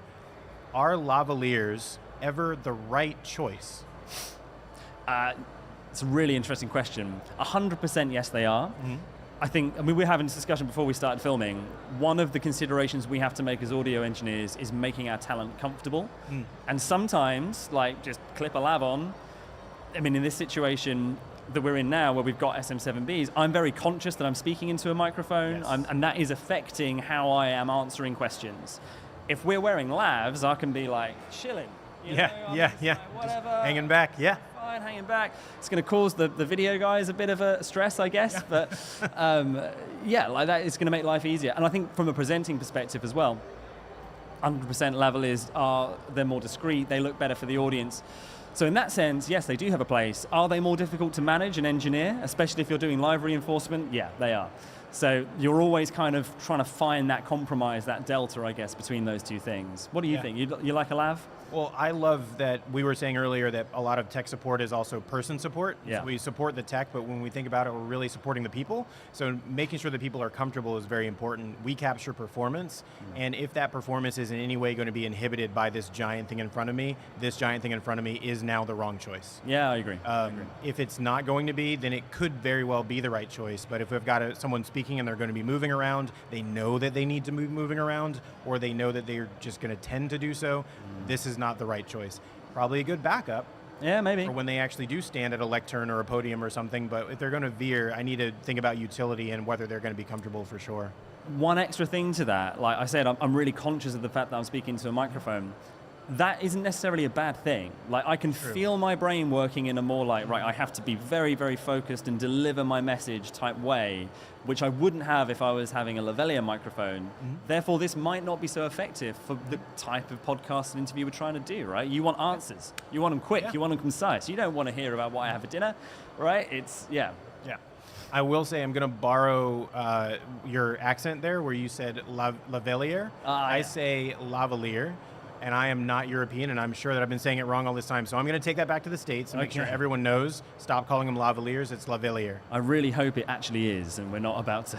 It is now. We're very trustworthy. We wear glasses. We wouldn't lie to you. Okay, there's a question that I want to ask you from a personal standpoint. Okay. Also, I got to say, I really love that history lesson that you gave on those microphones, and I would strongly encourage people, if you're interested in doing podcasting and microphones in general, just check that out. You're going to have the accidents that happen in our industry that turn into amazing things later are hilarious. Yeah. Basically, just mentioned the Fender Jaguar of microphones, and I'm going to look at it later. But so you know where my mind goes. There's a lot of things with music, but I want to ask you, from your perspective, in your opinion, what describes the perfect podcast sound to you? It's a really good question, and my mind has changed on this quite a lot. I think if you asked me that question 4 years ago, I'd have been like, radio perfection. You know, warmth, quiet room, fidelity. I want to like put my ears in and be listening to BBC Radio 4, but on Spotify, right? I don't think that's the case anymore. I think what's really interesting about podcasting is it kind of democratizes the production. When you do that, you open yourself up to slightly lesser audio standards. And the question is, does that work like from a listener perspective, or is it unacceptable? I think the standard of production now of podcasting across the board is very high because the products have got very good. But I don't expect, as a podcast listener, completely perfect audio, especially if we're dialing somebody in. I kind of expect to hear the sound of the room or the dishwasher or whatever. Like all of that is, I was listening to a podcast last night where one of the participants was in a BA lounge, and you can hear plates, right, and people around. And I was like, for some reason, this isn't unacceptable to me. Yeah. The story of this, how this has got there, you know, he's in the BA lounge, he's catching a flight, they're doing a podcast. As soon as that story's there, it's acceptable. So what's the best podcast sound? I think it's the sound that you got by having to put in the effort required to get there. Right? I don't think a podcast sound is an overreached audio perfection. I think it's like, this is what we needed to do to get it good enough. This is a great podcast sound. SM7B is in Hall 8 at ISE with all the other stuff that's going on. Engineers making it sound great. I think that's an acceptable podcast sound. What about you? What do you think is the best podcast sound? For me, it's very similar to what you just said. And I boil it down to that idea of signal to noise ratio. It's something that we talk about a lot. So what I consider noise is not always generic noise. It's not always static or the things that you always generally want to avoid. To me, noise could be the things that you're just not meaning to hear that are taking away from the clarity I have to understand that message, to understand that story someone is telling, or understand the story of the space or the room, like you said. We're recording at ISE. There's probably some background noise, and that's not bad. We probably want you to feel like there's energy going on in this room, that there's people milling about. You can't see them, but there's thousands upon thousands of people here. But if we were just in my studio at my house, I don't want you hearing my neighbors. Yeah, so yeah, the for sure. perfect sound is the one that's capturing for me whatever that, like you said, the story, whatever's capturing the story and helping make that be clear. As Yeah. long as that's the case, I think we're good. One thing further to that, if you are producing it yourself, and I think this does affect the sound, you don't want to be just focusing on the tech. Right, if I've got to interview you, I want to be thinking about what questions I'm going to ask, how I'm going to promote it on social media, cutting stuff up, right? I don't want to be in the mix. I don't want to be thinking about how's my stuff going to work. It's got to be easy. Like podcasting has to be something that you can just plug and play and start going. That's very much our approach as Shure with that Motive portfolio. It's all about making it easy to connect, making stuff work really well, making a product that sounds really good that's going to look after you, right? SM7B's looked after us since 1973. It's not going anywhere. It's still a great option. Yeah. And people still choose it. Yeah, absolutely. So I want to thank you so much, Jack, for joining us today, and definitely want to thank Shure for partnering again with us at the AVIXA TV booth. If people are looking for you and they want to find you and ask you any more questions, what would be the best place to find you? So we're in Hall 3. Okay. I can't remember the exact stand number, but there's a big Shure logo. We're celebrating 100 years of Shure as well. Brand founded in 1925. We're looking at the history from then to 2025. So if you want more history, there's a whole history talk that we can go and do on that booth, which is really interesting. So yeah, come and say hello. Awesome. What about social? Maybe find you or your company on LinkedIn or anything like that? Absolutely. It's just Shure, S-H-U-R-E, on LinkedIn, and we're going to be posting all the time while we're here as well. So keep an eye on some stuff we got coming. All right. Well, thanks again for joining us for Tech Support, and be sure to come back for even more as we ask more experts your burning questions about all things tech. Some technology keeps us apart, alone, in our own world. At Promethean, we make technology that brings people together so they can explore, solve problems, or just have fun. We believe that when we work, play, and learn together, we accomplish more, dream bigger, and reach greater heights. For more than a quarter century, Promethean has been giving people the tools they need to grow as individuals and as communities. Tools that help make our planet a better place to live. Our promise to you is to keep on innovating, looking for new and better ways to connect, collaborate, and engage. Because we know that our discoveries fuel your discoveries. Promethean, designed for discovery.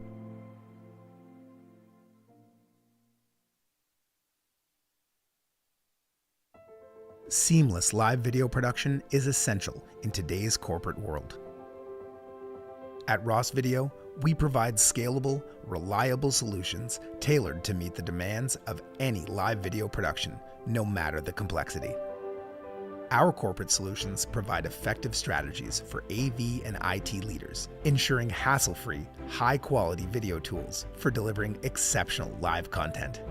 For studio productions, Ross transforms dedicated workspaces into versatile hubs for podcasts, webinars, and beyond.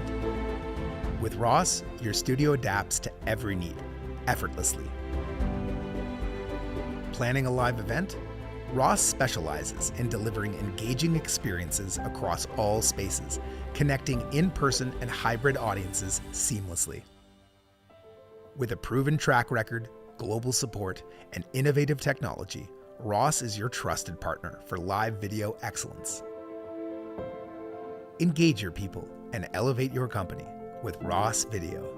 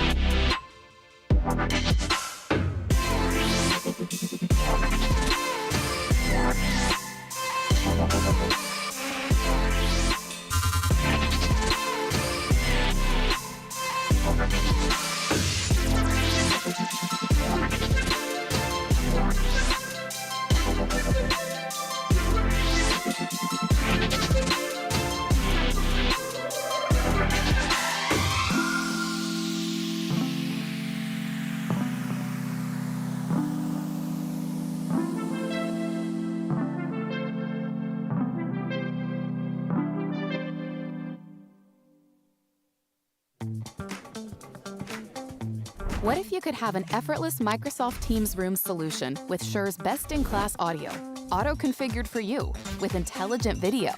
Now you can with IntelliMix Room Kits from Shure. Ready to deploy, easy to use. For richer collaboration, powered by high-performance audio and enterprise-level security and management for small to large meeting spaces. Now let's get your whole team together.